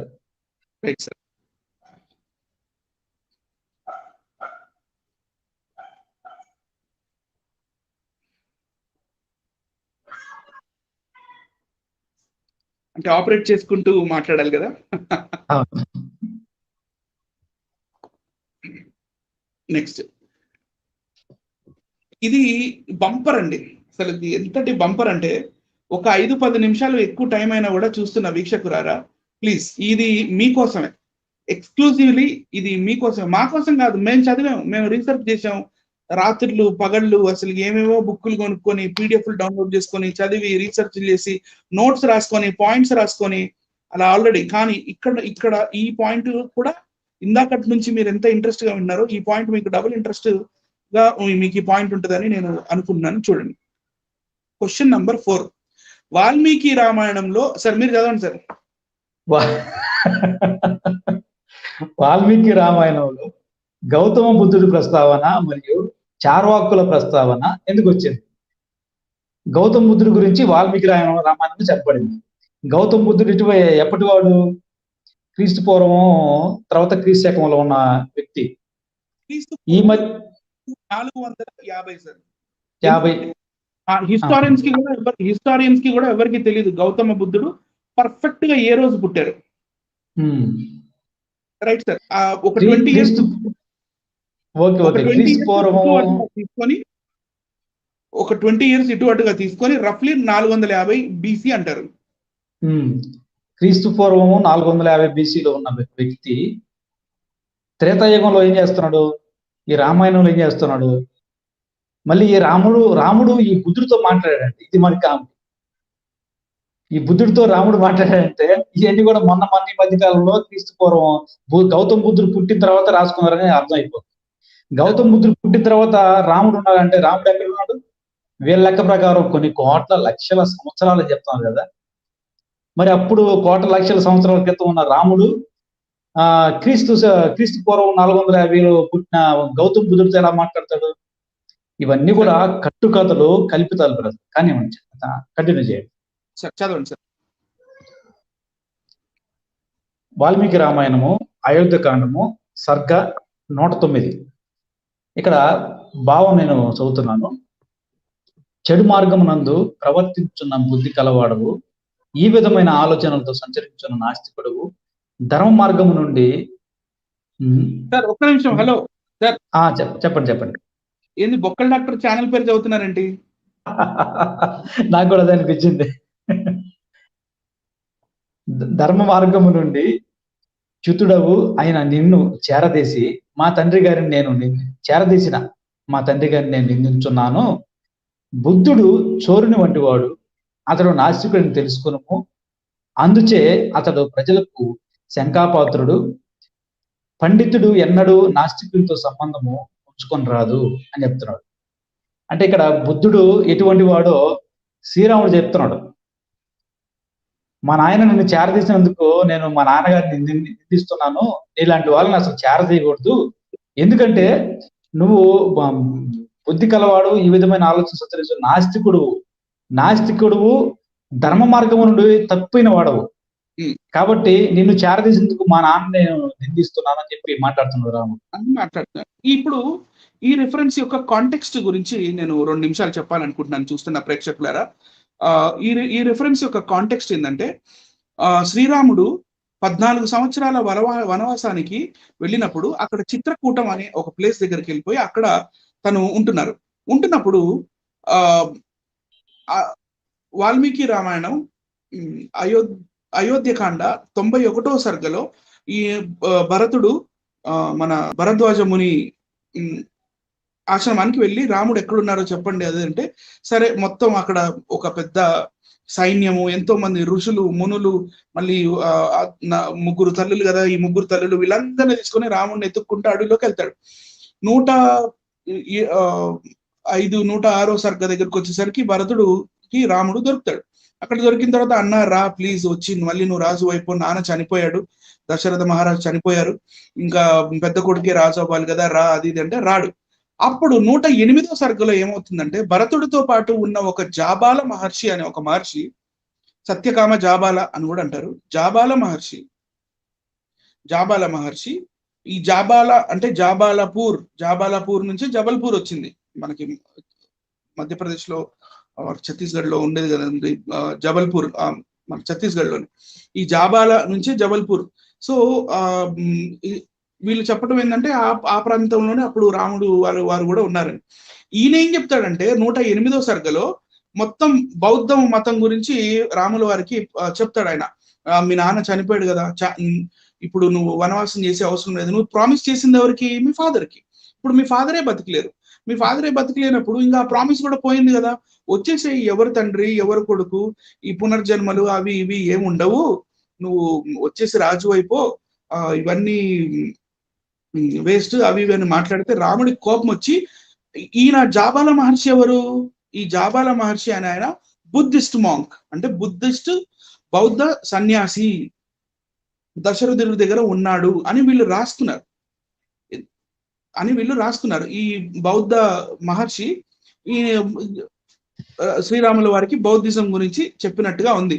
అందుకని దశరథుడిని రాముల వారు తిడుతున్నారు. చూడండి ఏమని తిడుతున్నా అంటే, నువ్వు బుద్ధిస్ట్ మతానికి చెందిన ఒక సన్యాసివి కదా, బుద్ధ మత సన్యాసివి, నువ్వు ఇట్లాంటి దొంగ బుద్ధితోటి ఉన్నావు, అయినా కూడా మా నాన్న నువ్వు బుద్ధ మతస్థుడు అయినప్పటికీ మా నాన్న ఆయన నిన్ను ఆయన దగ్గర చేర్చుకున్నాడు కదా, అందుకు నేను ఆయనని నిందిస్తున్నాను అని అన్నాడు. కావాలంటే మీరు ఇక్కడ చూడొచ్చు, ఇది మాత్రమే పెట్టాను. నిందామ్యహం కర్మపితు కృతం తత్ యస్తామ గృహార్ణ ద్విషమస్థ బుద్ధిం, అంటే మంచి బుద్ధి లేదు నీకు అని చెప్పి చెప్తున్నాడు. ఇక్కడ 33 చెడు మార్గమునందు ప్రవర్తించుచున్న బుద్ధి కలవాడవు, చెడు మార్గమునందు ప్రవర్తించుచున్న బుద్ధి కలవాడవు, ఈ విధమైన ఆలోచనలతో, ఏ విధమైన ఆలోచనలతో?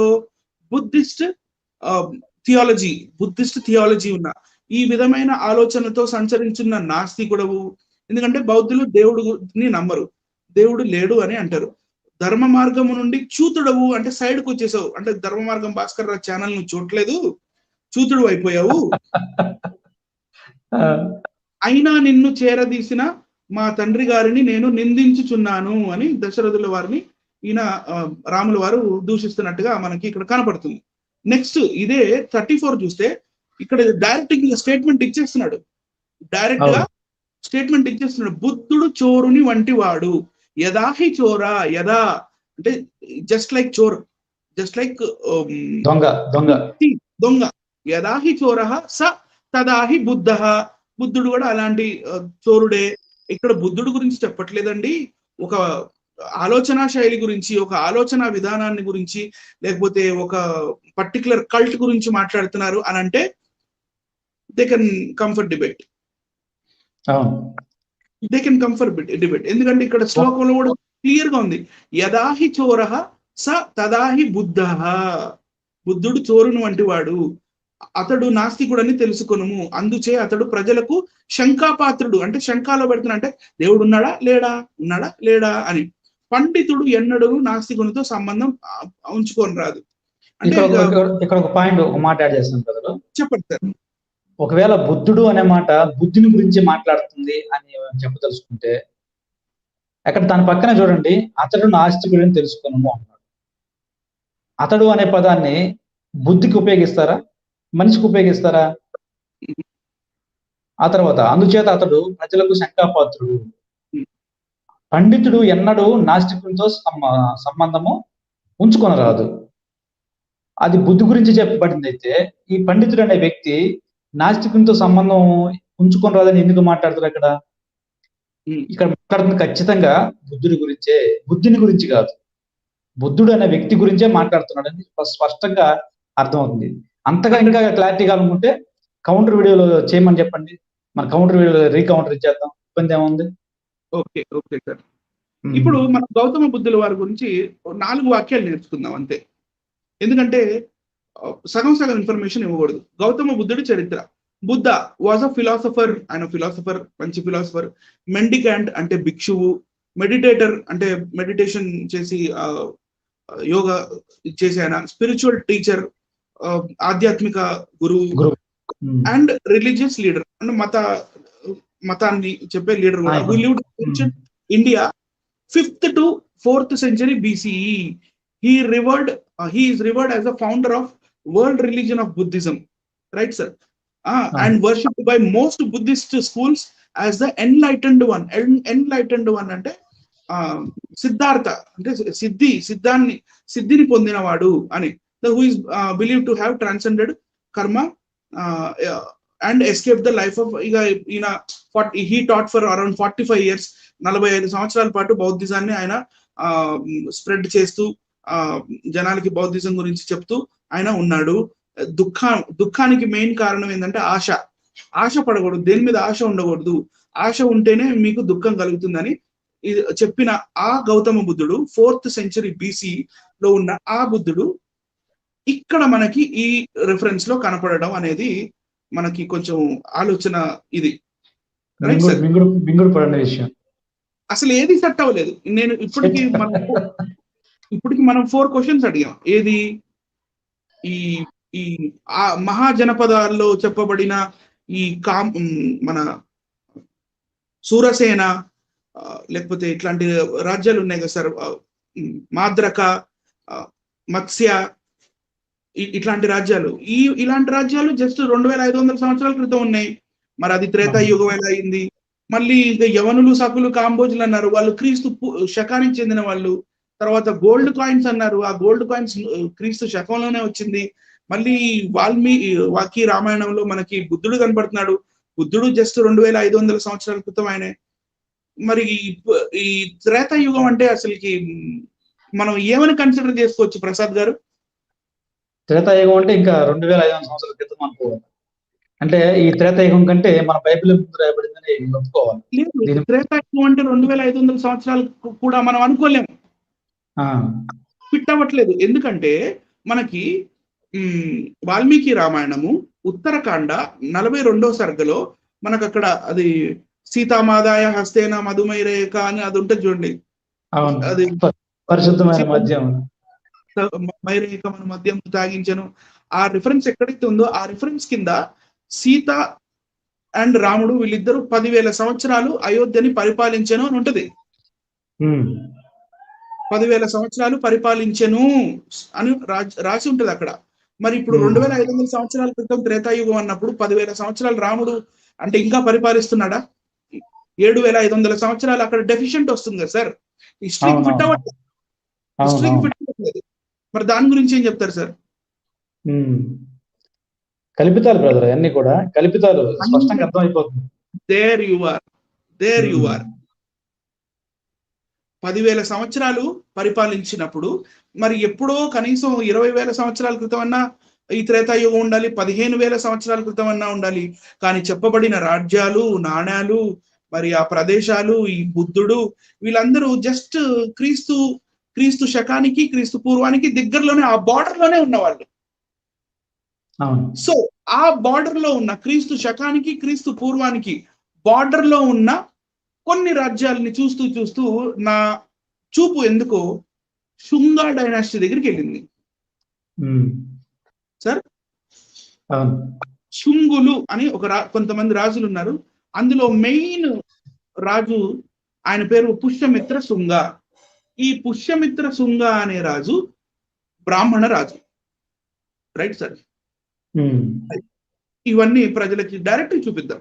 ఇదిగోండి sir, biography of Pushyamitra Shunga. ప్రేక్షకులారా, ఒక 10 నిమిషాల్లో మేము అవగొట్టేస్తాము. కొంచెం జాగ్రత్తగా మీరు విన్నట్టయితే మీకు నీళ్ళకి నీళ్లు, పాలకి పాలు వేరు అయిపోతాయి. చదవండి సార్. కనపడుతుందా సార్? కనిపిస్తుంది అంటారు.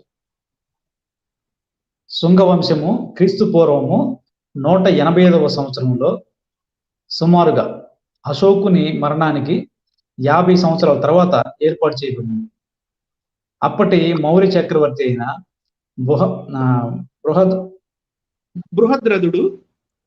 బృహద్రథుడు తన సైన్యాధిపతి చేతిలో దారుణంగా హత్య చేయబడ్డాడు.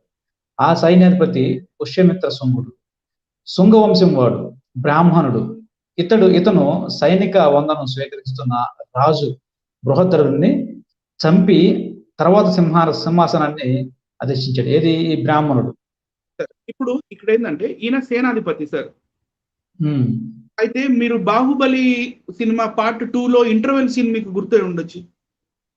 ఉమ్, అక్కడ రాజుకి గౌరవ వందనం జరుగుతుంటది. అశ్వదళం, ఆ, ఇంకా అదేంటది, ఏనుగుల దళం, ఆ, గ- ఆమ్, ఆ, గౌరవ వందనం సమర్పణం అని చెప్తారు కదా. అలాగే ఇక్కడ రాజుకి గౌరవ వందనం చేసి పరేడ్ చేస్తున్నప్పుడు ఆ పరేడ్ లో ఈ సేనాధిపతి బృహద్రథ బృహద్రథ మౌర్య అనే ఒక ఆఖరి మౌర్య రాజుని, ఈ తన సేనాపతి ఆయన బ్రాహ్మణుడైన ఈ పుష్యమిత్ర శుంగుడు ఆయనని కట్టప్పలాగా వెనుక నుండి పొడిచి, ఆయనకి వెన్నుపోటు పొడిచి, ఆ రాజు చనిపోయిన తర్వాత ఈయన సింహాసనాన్ని అధిష్ఠించాడు సార్. ఉమ్. రాజును నెక్స్ట్ చంపి ఈ బ్రాహ్మణుడు ఈ యొక్క సింహాసనాన్ని అధిష్ఠించాడు. పుష్యమిత్ర శుంగుడు 36 సంవత్సరాల పాటు పాలించాడు. ఆ తర్వాత అతని కుమారుడు అగ్నిమిత్ర రాజ్యాధికారం చేపట్టాడు. శుంగ సామ్రాజ్యంలో 10 మంది శుంగ పాలకులు ఉన్నారు. అయితే రాజవంశం యొక్క 2వ రాజు అగ్నిమిత్ర మరణం తర్వాత సామ్రాజ్యం వేగంగా విచ్ఛిన్నమైంది. శాసనాలు, నాణ్యాలు ప్రకారము ఉత్తర మధ్య భారతదేశం యొక్క ప్రాంతాలు చిన్న సామ్రాజ్యాలుగా, నగర రాజ్యాలుగా శుంగ ఆధిపత్యంలో ఉండి స్వతంత్రంగా ఉన్నాయని సూచించబడ్డాయి. ఈ రాజవంశం అనేక విదేశీ శక్తుల, స్వదేశీ శక్తుల రెండింటితోనూ జరిపిన యుద్ధాలకు ప్రసిద్ధి చెందింది. వీరు కళింగ, శాతవాహన రాజవంశం, ఇండో గ్రీకు రాజ్యంతో బహుశా 1 సెకండ్, ఈయన ఎవరితోటి యుద్ధం చేశాడు సార్ పుష్యమిత్ర శృంగుడు? దొరికిపోయారు. కళింగ, శాతవాహన రాజవంశం, ఇండో గ్రీకు రాజ్యంతో, బహుశా పాంచాల, మధుర రాజులతో పోరాడారు. Right right. శాతవాహనకి చెందిన గౌతమిపుత్ర శాతకర్ణికి చెందిన ఆ శాతవాహన ఎంపైర్ తో కూడా ఈయన యుద్ధం చేశాడు. Right sir. ఎంత చేసాడు? తో కూడా ఈయన యుద్ధం చేశాడు. ఎవరు? పుష్యమిత్ర శుంగుడు. బాగా శుంగుడు, అవును. గుర్తుంచుకోవాలి. పుష్యమిత్ర శుంగుడు. ఈయన ప్రబుద్ధుడు అన్నమాట. ఎంతటి ప్రబుద్ధుడో చూడండి ఇక్కడ.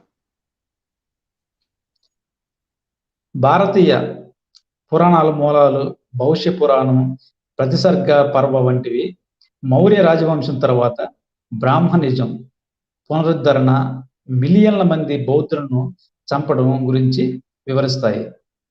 ఈ సమయంలో చంద్రగుప్త, బిందుసార, అశోక పాలన తర్వాత కన్యాకుబ్జ అత్యుత్తమమైన స్థితిలో ఉన్న బ్రాహ్మణులు అద్భుత అనే పర్వతం పైన యాగం చేశాడు. వేద మంత్రాల ప్రభావంతో యజ్ఞం త్యాగం నుండి 4 క్షత్రియులు కనిపించారు. 4 క్షత్రియులు కనిపించారు. వారు అశోకను తమ ఆధీనంలో ఉంచి బౌద్ధులందరినీ సర్వనాశనం చేశారు. అక్కడ 4 మిలియన్ల మంది బౌద్ధులు ఉన్నారని, వారందరూ అసాధారణ ఆయుధాలతో చంపబడ్డారని చెబుతారు. ప్రతిసర్గ పర్వంలో ఉంటుందంట ఇదంతా. Pushyamitra Buddhist writing. ఇప్పుడు మనం ఎలా ప్రవర్తిస్తున్నామో అవతలుడు చూస్తే చెప్తాడు. అవును. పుష్యమిత్ర శుంగ గురించి బుద్ధిస్ట్ టెక్స్ట్ లో, బుద్ధిస్ట్ బుక్స్ లో రాసింది. ఆ బుద్ధిస్ట్ బుక్ పేరే ప్రతిసర్గ పర్వం. ఆ ప్రతిసర్గ పర్వంలో ఈ పుష్యమిత్ర శుంగుడు గురించి ఏం రాశారంటే, కొన్ని లక్షల మంది ఈ బౌద్ధ సన్యాసుల్ని ఈయన చంపిపించాడంట. నెక్స్ట్, పుష్యమిత్ర బ్రాహ్మణిక మతం ఆధిపత్యాన్ని పునరుద్ధరించాడని అశోకుడు నిషేధించిన జంతు బలులను, అంటే యజ్ఞాలు, అంటే అశ్వమేధ యాగం, గోమేధ యాగం, నరమేధ యాగం, రాజసూయ యాగం, ఇందులో ఎలాగూ జంతు బలులు ఉన్నాయి. అలాంటివి వీటిల్ని వద్దన్నాడు అశోకుడు. తిరిగి స్థాపించాడు ఈయన, పునరుద్ధరించాడు. Right sir.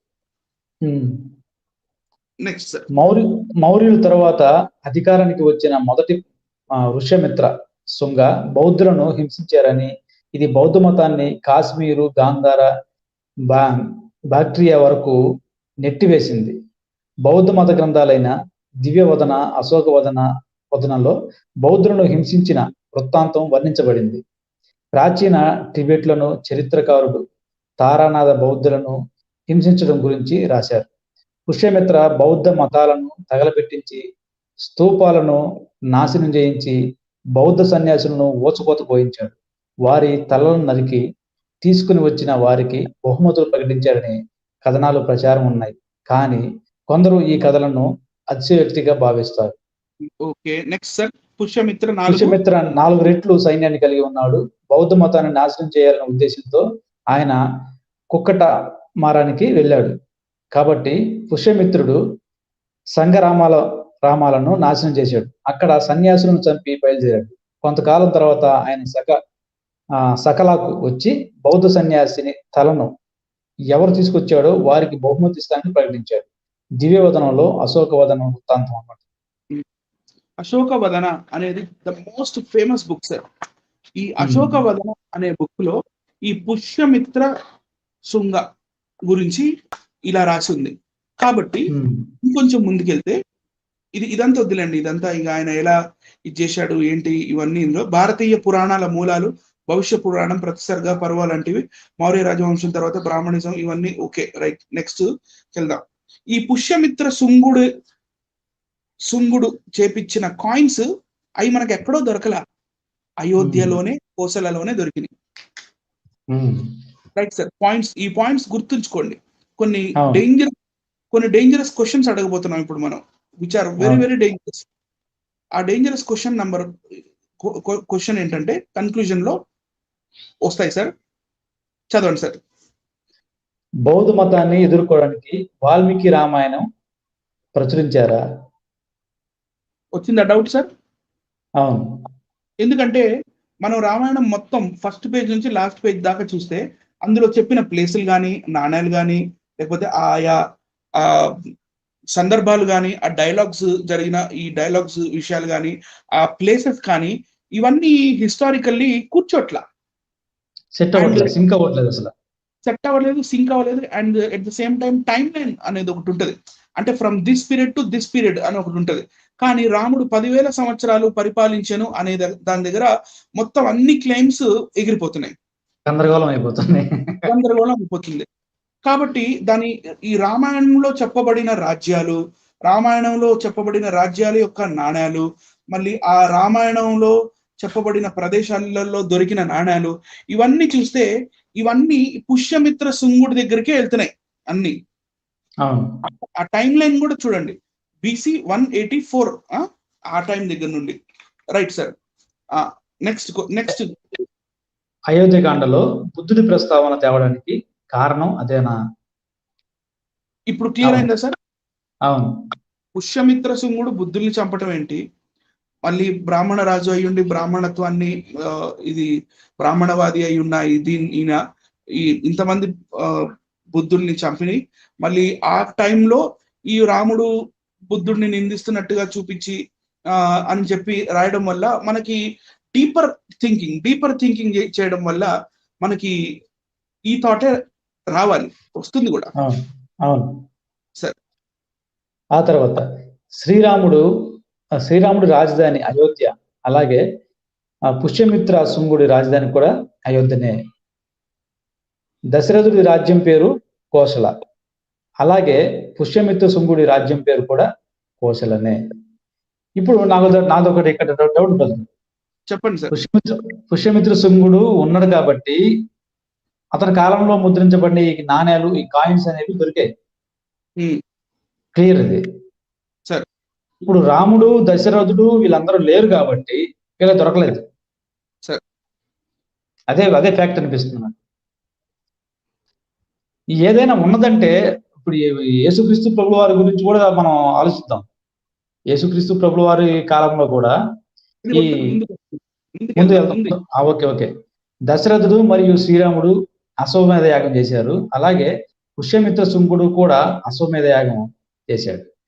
పుష్యమిత్ర శృంగుడు ఒక్కసారి కాదు సార్, చాలా సార్లు అశ్వమేధ యాగం చేశాడు ఆయన అశ్వమేధ యాగం చేసినప్పుడు చాలా సార్లు ఆయన అశ్వాన్ని యవనులు పట్టుకున్నారు, ఇండో గ్రీకులు. అంటే ఈ స్టోరీ అంతా ఈ పుష్యమిత్ర శృంగుడిది కాపీ కొట్టినట్టు కదా. అందుకే ఇందాక మీరు చదివేటప్పుడు చరిత్రలో అక్కడ పుష్యమిత్ర శృంగుడు యవన రాజులతో భీకరమైన యుద్ధం చేసినట్టుగా మీరు చదివారు. ఎందుకు చేశాడు? ఈయన అశ్వాన్ని పట్టుకునే వాళ్ళు మాటి మాటికి యవనులు, ఇండో గ్రీకులు. అబ్బా అబ్బా అబ్బా! పుష్యమిత్ర శుంగుడు జంతు బలితో కూడిన యజ్ఞాలకి విఘ్నం కలిగించే బౌద్ధ సన్యాసిని చంపాడు. అలాగే శ్రీరాముడు కూడా ఈ యజ్ఞాలకి విఘ్నం కలిగించే 14,000 మందిని రాక్షసుల్ని చంపినట్టు మనకి రైట్. అవును. ఈయన లేస్తే బాణం ఒకటి పుట్టుకొని ఈ రాక్షసుల మీదకి వెళ్ళిపోతారు. అంటే ఆ రాక్షసుల్ని ఎలా క్రియేట్ చేస్తారంటే సినిమాలు చూపిస్తారు చూసారా విలన్ ఎట్లా చూపిస్తారంటే అది భయంకరంగా చూపిస్తారు. హీరో మాత్రము న్యాయంగా ఉన్నట్లు చూపిస్తుంది. అంతా ఈ సినిమాలో కథలాగా ఉంది. రాముడిని కూడా న్యాయబద్ధంగా క్షత్రియ ధర్మాన్ని పాటిస్తున్నట్లు చూపిస్తారు. మిగతా ఆయనకి ఆపోజిట్ ఎవరు ఉన్నారో వాళ్ళందరూ మంచి విలన్ లాగా చూపిస్తారు. వాళ్ళు చేసింది నిజంగా అన్యాయమే అన్నట్టు చూపిస్తారు. ఎన్ని కల్పిత కథ. ఈ ముదిగొండ శివప్రసాద్ గారికి ఇది కనపడలేదా? ఈ కల్పన చండాలంగా లేదా? చండాలంగా ఉంది అసలు. ఇది కౌంటర్. ఆయన కల్పన, ఈ కల్పన బాగుంది అన్నదానికి ఈయన ఈ కల్పన ఎలా ఉందో మనం ఆధారాలు చూపిస్తూ కంపారిజన్ చేస్తూ అడుగుతున్నాం. అవును, రైట్ సార్. నెక్స్ట్ తర్వాత స్లైడ్ మార్చండి సార్. స్టక్ అయిపోయినట్టుంది. ఓకే, నేను చదువుతానులేండి. చదువు. ఒకవేళ స్టక్ అయితే ఇప్పుడు వచ్చిందా చూడండి. రాలేదండి. ఓకే. చరిత్ర ప్రకారం పుష్యమిత్ర శుంగుడు బ్రాహ్మణవాది. అలాగే వాల్మీకి రామాయణంలో శ్రీరాముడు కూడా బ్రాహ్మణవాదిగా మనకి కనపడుతుంది ఎన్నోసార్లు. అంటే ఒకసారి బాలకాండలో తాటకి వధ చేసేటప్పుడు అక్కడ విశ్వామిత్రుడు మీ పేర్లు కూడా మ్యాచ్ అవుతాయి ప్రసాద్ గారు. అవునవును. ఎందుకంటే పుష్యమిత్ర శుంగుడి కొడుకు పేరు వాసుమిత్ర. మరి రాముడి గురుగారి పేరు ఏంటండి? విశ్వామిత్రుడు కదా. విశ్వామిత్ర. మళ్ళీ ఈ ఇంకొక పేరు ఉంది చూడండి, ఈ పుష్యమిత్ర శుంగుడు అని ఉందా పేరు? అవును. హలో, అవునవునండి. పుష్యమిత్ర శుంగుడు అని ఉంది కదా పేరు. ఈ పుష్యమిత్రలో నుంచి శుంగలో నుంచి మిత్ర తీసేయండి. మిత్ర తీసి చదవండి పేరు. అదే వృషశృంగుడు. ఏం పేరు అయింది సార్? వృషశృంగుడు అవ్వచ్చు. కొంచెం పుష్యశృంగుడిని వృషశృంగుడు చేయడం ఎంత పెద్ద ఇదా సార్? పెద్ద విషయం కాదు. వచ్చిందా సార్ మీకు? అవునవును, వచ్చిందా? చదువుతారా? వచ్చింది. రామాయణంలో శృంగ వంశానికి చెందిన ఒక బ్రాహ్మణుడు మనకు కనపడతాడు. అతనే వృషశృంగుడు. ఈ పుష్యమిత్ర శృంగుడు అనే దాంట్లో మిత్ర తీసేయండి. పుష్యశృంగుడు, అదే వృషశృంగుడు. మీకు ఇవన్నీ పేర్లు దగ్గరలోనే అన్ని మొత్తం ఈ పుష్యమిత్ర శృంగ దగ్గరే అన్ని వెళ్ళి కేంద్రీకరితం అవుతున్నాయి. Right sir. సో ఇప్పుడు చూస్తున్న ప్రేక్షకులారా, నేను ఒక్క నిమిషం, మీరు కామెంట్స్ రూపంలో ఏమన్నా చెప్పాలనుకుంటే కామెంట్స్ పెట్టండి. వీలైతే ఒక 5-10 నిమిషాలు అటెండ్ చేసి ఇంకా మేము లాస్ట్ లో కన్క్లూజన్ చెప్పేసి వెళ్తాము. ఎనీబడి కామెంట్స్ ఏమన్నా? చరిత్ర ప్రకారము పుష్యమిత్ర శుంగుడు బ్రాహ్మణవాది. అవును. ఇప్పుడు యాజ్ ఇట్ ఈస్ గా బ్రదరు, ఈ పుష్యమిత్రుడు అతని కథనే వీళ్ళు కాపీ కొట్టి రాసుకున్నారేమో అనే డౌట్ కూడా వస్తుంది. మీకు సిమిలారిటీస్ బాగా కనపడతాయి సార్. అవునవునండి. ఇవన్నీ సిమిలారిటీస్ కనపడుతున్నాయి. అట్ ద సేమ్ టైం ఒక కన్క్లూజన్ కి రావాలంటే మీరు చాలా స్టడీ చేయాలి, చాలా రీసెర్చ్ చేయాలి. అప్పుడు ఎన్నెన్నో మ్యాచ్ అవుతుంటాయి, పేర్లు మ్యాచ్ అవుతుంటాయి, ప్లేసెస్ మ్యాచ్ అవుతుంటాయి. రాజ్యం అదే, రాజ్యం పేరు అదే, రాజధాని అదే. Right sir. అవును.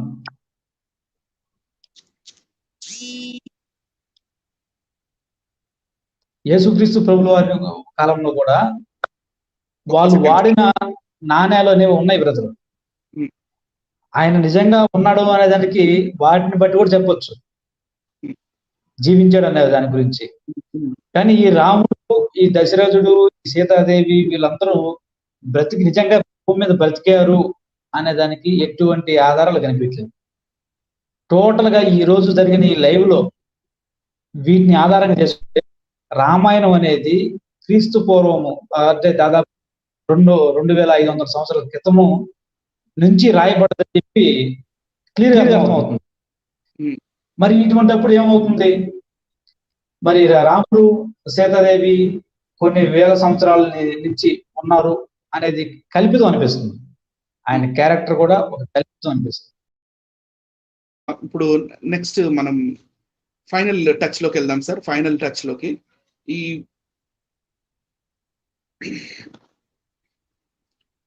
కనపడుతుందా బ్రదర్? కనిపిస్తుంది బ్రదర్. ఇది ఒక యేసు ప్రభు లేడు, యేసు ప్రభు జీసస్ ఈజ్ అ మిత్ అన్న ప్రతి ఒక్కడికి ఇది ధీటైన సమాధానం అండి. ఒకసారి ఏమవుతుందంటే యేసు ప్రభు వారు యెరూషలేం నగరానికి వెళ్ళినప్పుడు యెరూషలేంలో ఉన్న పరిసయ్యులు యేసు ప్రభువుని శోధించడానికి, యేసు ప్రభుని ఇరికిద్దామని, యేసు ప్రభుని ఎట్లానైనా సరే తక్కువ చేయాలి అని, లేకపోతే జనాల్లో ఇన్ఫేమస్ చేయాలి అని చెప్పి, ఎందుకంటే ఆ హిస్టారికల్ ఆ పొలిటికల్ మీకు సిచ్యువేషన్ నేను చెప్పాలనుకున్నాను. ఆ పొలిటికల్ సిచ్యువేషన్ ఏంటంటే ఆ సమయంలో మెయిన్ పెద్ద సామ్రాట్ చక్రవర్తి రాజు వచ్చేసి కైసరు, కానీ సామంత రాజు వచ్చేసి హేరోదు. ఇప్పుడు ఈ పరిసయ్యులు యేసు ప్రభుని ఇరికిద్దామని ఒక ప్రశ్న అడుగుతారు. అయ్యా, ఇప్పుడు మనం హేరోదుకి డబ్బులు, కైసర్కి డబ్బులు ఇయ్యాలా? మనం కైసర్కి డబ్బులు ఇచ్చేది ఏం అవసరం ఉంది? ఎందుకంటే మనం ఏం చేస్తాం? హేరోదుకి డబ్బులు ఇస్తాం. హేరోదు ఆయన దగ్గర నుంచి ఎంత ఇవ్వాలో చక్రవర్తికి ఇచ్చుకుంటాడు. కానీ ఇదేంటి? ఇది కొత్త ట్యాక్స్ సిస్టమ్ వచ్చింది. అంటే ఇప్పుడు GST, state GST 14%, central government GST 14%. ఇది ఎట్లా ఉందో అది ఆ టైంలోనే ఉంది. అంటే ఇప్పుడు మనం హేరోదుకి ఇస్తున్నాం కదా, ఇప్పుడు కైసర్కి కూడా ఇవ్వాలా మనం అని యేసు ప్రభువుని అడిగినప్పుడు లూకాసు వార్తలో ఏమన్నారో ప్రసాద్ బ్రదర్ మీరు ఎక్స్ప్లెయిన్ చేసి చెప్పండి సార్. తప్పకుండా బ్రదర్. లూకాసు వార్త 22వ వాక్యం చూసినట్లయితే, మనము కైసరునకు పన్ను ఇచ్చుట న్యాయమా కాదా అని ఆయన అడిగిరి. ఆయన వారి కుయుక్తిని గుర్తిరిగి ఒక దేనారం నాకు చూపుడి అని. దీని మీద రూపమును పైరాతయు ఎవనివని అడగగా వారు కైసరువనిరి. అందుకు ఆయన, అలాగైతే కైసరునకును దేవునివి చెల్లించులని వారితో చెప్పాను. నిజంగా యేసుక్రీస్తు ప్రభుల వారు మాటలు, వాళ్ళ సంభాషణ గమనిస్తే బ్రదర్ చాలా ఇంటెలిజెంట్ గా వాళ్ళ సమాధానం చెప్పినట్టు. అంటే అవతల వాడు ఏ దృష్టితో, ఏ కోణంలో నన్ను ప్రశ్న అడుగుతున్నాడని ముందే గ్రహించి వాడి కుయుక్తిని పసిగట్టి ఆ కుయుక్తులు దొరకకుండా ఎంతో తెలివిగా సమాధానం చెప్పి వాళ్ళు నోళ్లు పోయించారు. నిజంగా వారికి, ధర్మశాస్త్రోపదేశులకి, పరిచయులకి, యేసుక్రీస్తు ప్రభుల వారికి జరిగిన అనేకమైన సంభాషణ గమనిస్తే యేసుక్రీస్తు ప్రభుల వారు ఎంత జ్ఞానం గలవాడో అర్థమైపోతుంది. అటువంటి జ్ఞానాన్ని ఆయన వెంబడిస్తున్న మనము సంపాదించుకున్నాం. ఆ జ్ఞానంతో మీరు ఇంత కష్టపడి రీసెర్చ్ చేసి ఈ విషయాలన్నీ కూడా ప్రజలకు చెప్పడం, ఈ ప్రజలు కూడా చూస్తున్న వీక్షకులారా మీకు కూడా చెప్తున్నాను, మీరు మాత్రమే తెలుసుకొని ఉండకుండా అనేకులు తెలియలాగన షేర్ చేయండి వీడియోని. ఎందుకు మేము చెప్తున్నామంటే వాస్తవం ఏదో అవాస్తవం ఏదో, సత్యం ఏదో అసత్యం ఏదో ప్రజలకు తెలియాలి. అలాగే ఈ వీడియోని యూట్యూబ్ ఛానల్ ప్రతి ఒక్కరు నేను రిక్వెస్ట్ చేస్తున్నాను, మీ ఛానల్లో ఈ వీడియోని అప్లోడ్ చేయండి. ఎంతో మందికి తెలియాల్సిన విషయం ఇది. కేవలము ఒక 100 మంది, 200 మంది, లేకపోతే 1000 మంది, 2000 మంది అంతవరకు ఆగొద్దు. ఇది ఎక్కువ మందికి రీచ్ అయ్యేలాగా ఎవరైనా కానీ ఈ వీడియోలు అప్లోడ్ చేసుకోండి ఛానల్ బ్రదర్. ఇంకొకటి వీక్షకులారా, మీరు క్రైస్తవ యోధులు లేకపోతే ఇట్లా మతోన్మాదంతో ఉన్న వాళ్ళు యేసు ప్రభువుని, బైబిల్ మీద లేకపోతే యెహోవా దేవుడిని దూషిస్తూ మాట్లాడుతున్న వారు ఈ కౌంటర్ గా మీరు ఎన్నో వీడియోస్ చూసుండొచ్చు. ఇలాంటి వీడియో నేనైతే ఎప్పుడు చూడలేదు. అది నేను ఇలా రీసెర్చ్ నేను ఎందుకు చేస్తానో ఏంటో, లేకపోతే ఇవి నిజంగా ఐఎమ్ నథింగ్ అండి, నో వన్, నేను అసలుకి వేస్ట్ అన్నమాట. నాకు ఇవన్నీ రిఫరెన్సెస్ లేకపోతే ఈ ఎవిడెన్సెస్ నాకు దేవుడే చూపించాడు, టు సే ఫ్రాంక్లీ. ఇంకోటి, ఇప్పుడు మనం చూపిస్తున్న ఇందులో ఇక్కడ మీకు 2 కాయిన్స్ కనపడుతున్నాయి.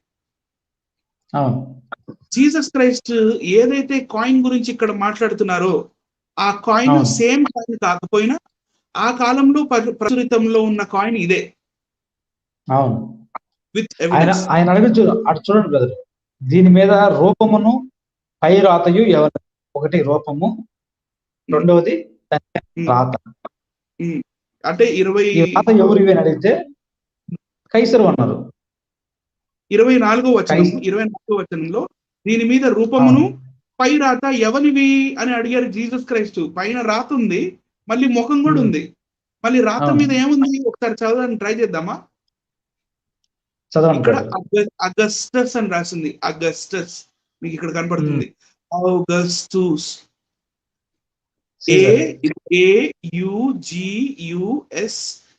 AUGUSTUS ఏమవుతుంది? అగస్టస్ అవుతుందా? అవును అవును. అప్పుడు మరి అగస్టస్ జూలియస్ టైబీరియస్ సీజరే కదా అప్పట్లో సీజర్ గా ఉన్నది.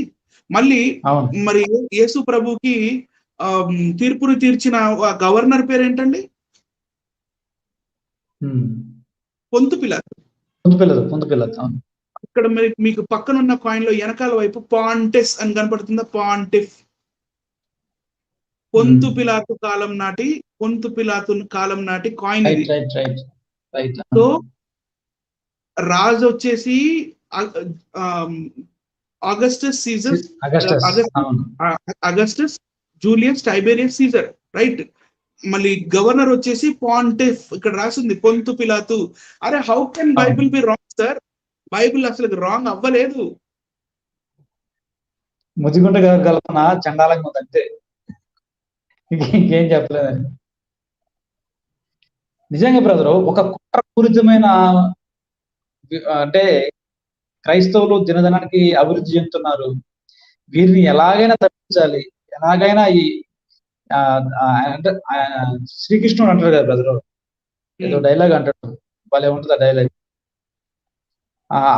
ఆయన చెప్పిన మాటతో ఆ మాటను ఫాలో అవుతున్నట్టు అనిపిస్తుంది. అంటే అన్ని దొంగచాటుగా చేయడాలు, దొంగచాటు డైరెక్ట్ గా ఏం చేయరు, డైరెక్ట్ గా అటాక్ చేయరు, అటు నుంచి అనుకుంటున్నారన్నమాట. మీకు సంగతి తెలుసా? మీరు దొంగచాటు అన్నారు కదా, ఇదే దొంగచాటు, ఇదే ధోరణితోటి శ్రీకృష్ణుల వారు ఒక యవన రాజును కూడా చంపేస్తాడు. ఆయన ఎవరు ఏంది నెక్స్ట్ ఇంకోసారి చూపిస్తాను. తప్పకుండా. అంటే ఇవన్నీ కూడా వెనకమాలు కొట్టడం అనమాట. వీళ్ళు చేస్తున్న పని కూడా అదే, వాళ్ళు దేవుళ్ళు ఏది చేశారో వీళ్ళు కూడా అదే చేస్తున్నారు. ఎలాగైనా ఆపాలి, క్రైస్తవం డెవలప్ కాకూడదు అని చెప్పి రకరకాల అబద్ధాలు. ఈ అధర్మ మార్గం, నిజంగా అధర్మ మార్గం అని పెట్టుకుంటే బాగునే అనిపిస్తున్నాను. ధర్మ మార్గం అని చెప్పి ధర్మం పొరుగు చేస్తాం నిజంగా. ఒక కొత్త వ్యక్తిని తీసుకొచ్చి లేనిపోయిన అబద్ధాలు మాట్లాడేసేసి నిజంగా రిచర్డ్సన్ తీసుకొచ్చాడు. ఆయన పేరు అనుకుంటేనే నాకు అలిగా నవ్వు వస్తుంది. ఆ రకంగా ఏడిపించాము ఆయన మన వీడియోతో. ముదిగొండ గారి నెక్స్ట్ నిజంగా ఈయన తీసుకురావడం కూడా మంచిదే బ్రదర్, ఎందుకంటే వీళ్ళ ద్వారా అయినా మనం సమాజానికి వాస్తవం చెప్పే అవకాశం దొరుకుతుంది. వాస్తవాలు చెప్పే మనకు అవకాశం దొరుకుతుందండి. సార్ మరి ముగింపు మాటలు మీరేమన్నా ఒక్క నిమిషం చెప్తే మనం ముగింపు ప్రార్థన చేసుకొని మరి ప్రేక్షకులందరికీ కూడా వీడుకోలు చెప్తాం సార్. ఓకే బ్రదర్, ముగింపు మాటలు ఏం లేదు. వ్యక్తులు ఉన్నారంటే నిజంగా ఈ లోకంలో భూమి మీద జీవించారంటే వారి యొక్క ఆనవాళ్ళు ఖచ్చితంగా ఉంటాయి. ఇప్పుడు మనం చూపించిన చరిత్ర ప్రకారం కానివ్వండి, ఆర్కియలాజికల్ కానివ్వండి, మళ్ళీ జాగ్రఫీ గురించి కానివ్వండి, ఇవన్నీ కూడా ఉన్నాయంటే ఆ వ్యక్తులు ఉన్నట్టు అర్థం. కానీ రాముడు, దశరథుడు, సీతాదేవి, లక్ష్మణుడు వీళ్ళందరూ కూడా జీవించినట్లు వారి కాలంలో వాళ్ళు ఉపయోగించిన వస్తువులు, అది యంత్రాలు, లేదా ఇంకా ఎక్సెట్రా ఏమైనా కానీ ఇంతవరకు లభ్యం కాలేదు అంటే నిజంగా వాళ్ళందరూ కల్పితం అని చెప్పి అర్థం అవుతుంది. అది కూడా కాకుండా ఈ రామాయణంలో క్రీస్తు పూర్వము 500 600 సంవత్సరాలలో ఉన్నవారు, క్రీస్తు శకములో ఉన్నవారు రామాయణంలో కనిపించడం అనేది అసలు నాకు ఇంకా కామెడీ ఉంది. అసలు చిన్న కామెడీ కాదు. వీళ్ళు అంటలేదు ఎప్పుడో కొన్ని సంవత్సరాల క్రితం రాయబడ్డ రామాయణంలో వీళ్ళు ఏం చేస్తున్నారు? క్రీస్తు శకంలో ఉన్న వ్యక్తులు, క్రీస్తు పూర్వం 500 600 శతాబ్దాలు ఉన్న వ్యక్తులు అప్పటి రామాయణంలో ఏం చేస్తున్నారు? వీటన్నిటిని బట్టి ఒకటే ఒక మాట చెప్పొచ్చు, శ్రీరాముడు కల్పితము, శ్రీరాముడు కల్పిత పాత్ర, శ్రీరాముడు కల్పిత పాత్ర అని చెప్పి క్రైస్తవులు అయిన నేను నువ్వు చెప్పట్లేదు. వాల్మీకి గారు రచించిన గ్రంథాన్ని తర్జుమాకారులే ధ్రువపరుస్తున్నారు, కరాఖండిగా చెప్తున్నారు కల్పిత పాత్ర అని చెప్పి. చెప్పండి బ్రదర్. నా ప్రకారం అయితే ఆ శ్లోకాలే చెప్తున్నాయి మేము కల్పితం అండి అని. అవును, ఓకే బ్రదర్, చెప్పండి. కన్క్లూడ్ చేసేద్దాం, అయిపోయింది. రేపు చేద్దామా? సార్ ముగింపు ప్రార్థన చేసుకొని మనం లాగౌట్ అవుదాం సార్. ఓకే బ్రదర్, దయచేసి అందరూ తల ఉంచుకున్నట్లయితే వీడియో చూస్తున్న వీక్షకులందరికీ ప్రార్థన చేసుకుందాము. ప్రార్థన. మమ్మల్ని ప్రేమించిన మా గొప్ప రక్షక, ఈ పరిశుద్ధ పాదాలకు వెళ్ళేది స్తుతులు స్తోత్రాలు వందనాలు నాయన. ఇంతవరకు ప్రభావ మీ సన్నిధి మాకు తోడు నుంచి మీ సత్యాన్ని ప్రభావ సమాజానికి చాటి చెప్పింది ప్రభావ, చక్కని అవకాశాన్ని మాకు కలుగజేసినందుకు నాయన ప్రభా. అలాగేనైనా ఈ లైవ్ ఎంతమంది చూసారో ప్రభా, తర్వాత ఎంతమంది చూడబోతున్నారు ప్రభా, వారందరితో మీరు మాట్లాడిన ప్రభా, సత్యాన్ని తెలుసుకుంటకు ప్రభా సహాయం చేయమని అడుగుతున్నాం ప్రభా. వారి యొక్క మనోనేత్రాలు వెలిగించమని అడుగుతున్నాం ప్రభా. అలాగే ప్రభా ఎంతో మందికి ఈ వీడియో చేరాలని, ఈ సత్యం చేరాలని బ్రదర్ అనిల్ గారు అహోరాత్రులు కష్టపడుతున్నారు ప్రభా. ఆ విషయం మీకు కూడా తెలిసిన ఆయన బాహాటం తెలుసు ప్రభా. ఆ బిడ్డకి ఇంకా విండుగా జ్ఞానాన్ని దయచేసి ఇంకా లోతైన విషయాలు ప్రభా సమాజానికి తెలియజేయాలని మేము ప్రార్థిస్తున్నాం ప్రభా. జ్ఞానం దయచేయమని అడుగుతున్నాం ప్రభా. అలాగే ప్రభా నా సహోదరుడు ప్రభా ఈ లైవ్ లో వచ్చి రావాలనుకున్నా కానీ రావాలనుకోయాడు ప్రభా, అధికారి ప్రార్థన చేస్తున్నాం ప్రభా. ఆ బిడ్డ అవసరతలు అక్కరతలు ఏమవుతుందో మాకైతే తెలిసినైనా నీకు బాగా తెలిసినైనా ఆ బిడ్డ అవసరతలు అక్కలు తీర్చమనుతున్నాం ప్రభా.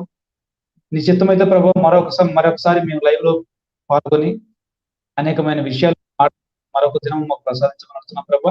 అలాగేనైనా మేము ముగించుకుని ప్రభా ఇళ్లలో ఉంటున్న ప్రభా మా చుట్టూ మా పడకల చుట్టూ మీ బంగారు కాపాడాల్సిన ప్రభా. అలాగేనైనా ప్రతి ఒక్క బిడ్డని పేరు వరుసన దీవించి ఆశ్రయించి కాపాడమని, అలాగే ప్రభా తెలుసో తెలియక ప్రభా ఈ ఉన్మాదులు ప్రభా నీ నామాన్ని దూషిస్తూ ప్రభా నేను కిచ్చపరుస్తూ పరిశుద్ధ గ్రంథమైన బైబిల్ని కూడా చూస్తున్నా ప్రభా, వారందరినీ జ్ఞాపకం చేసుకుని అయినా వారు ఒక దినం ప్రసాదించి ప్రభా వారు మనోనేతలు వెలిగించి వారు సత్యం వైపు తిరుగులాగా సహాయం చేయమని వచ్చిన ప్రభా. ఈ కొద్ది విన్నపంలో మీ పాసాన్ని చేర్చుకోమని మా ప్రభువును రక్షకుడైన యేసుక్రీస్తు నామం పేరిట మనం చేస్తున్నాం తండ్రి, ఆమేన్. వందనాలు బ్రదర్. ఓకే వ్యూవర్స్, ఇప్పుడు దాకా మాతో పాటు మీరు జత కూడి ఇంతసేపు ఇంత ఓపిక్గా ఇంత లేట్ అవుతుంది అయినా కూడా చాలా ఓపిక్గా ఇంట్రెస్ట్గా మేము చెప్పే పాయింట్స్ అన్ని విని గ్రహించి మరి మీరు కామెంట్స్ లో కూడా మంచి కామెంట్స్ ఇప్పటిదాకా చేసిన మీ అందరికీ కూడా థ్యాంక్స్. అలాగే ఈ వీడియోని అందరూ చూసి మరి మీ వాట్సాప్ గ్రూప్స్ లో కానీ లేకపోతే మీ ఫ్రెండ్స్ కి కానీ అందరికీ సత్యాన్ని తెలియజేయండి. మీ దగ్గర మాత్రమే ఉంచుకోవద్దు. ఎందుకంటే దేవుడు లూకాసు వార్త 21వ అధ్యాయంలో ఒక మాట అంటాడు, మీ విరోధి కాదనడానికి కానీ తిరిగి ఎదురాడటానికి కానీ వీలు లేని వాక్యాన్ని నేను మీకు ఇస్తాను, మళ్ళీ జ్ఞానాన్ని కూడా నేను నీకు ఇస్తాను అని చెప్పి. మాది ఏమి లేదండి, మేము జస్ట్ కేవలం నార్మల్ మనుషులు, నార్మల్ హ్యూమన్ బీయింగ్స్. మేమేం పెద్ద పెద్ద పిహెచ్డీ చేసి పెద్ద యూనివర్సిటీస్ లో చేసిన వాళ్ళం కాదు. అయినప్పటికీ మాకు దేవుడు ఇచ్చిన జ్ఞానాన్ని బట్టి సత్యాన్ని తెలియజేయాలనే ఆశతో మేము ఈ సత్యాన్ని ప్రజల ఎదురుకు తీసుకెళ్లడం జరిగింది. అలాగే రాబోయే రోజుల్లో కూడా మమ్మల్ని ఇలాగే ఆదరిస్తారని ఆశిస్తూ సెలవు. Okay, thank you.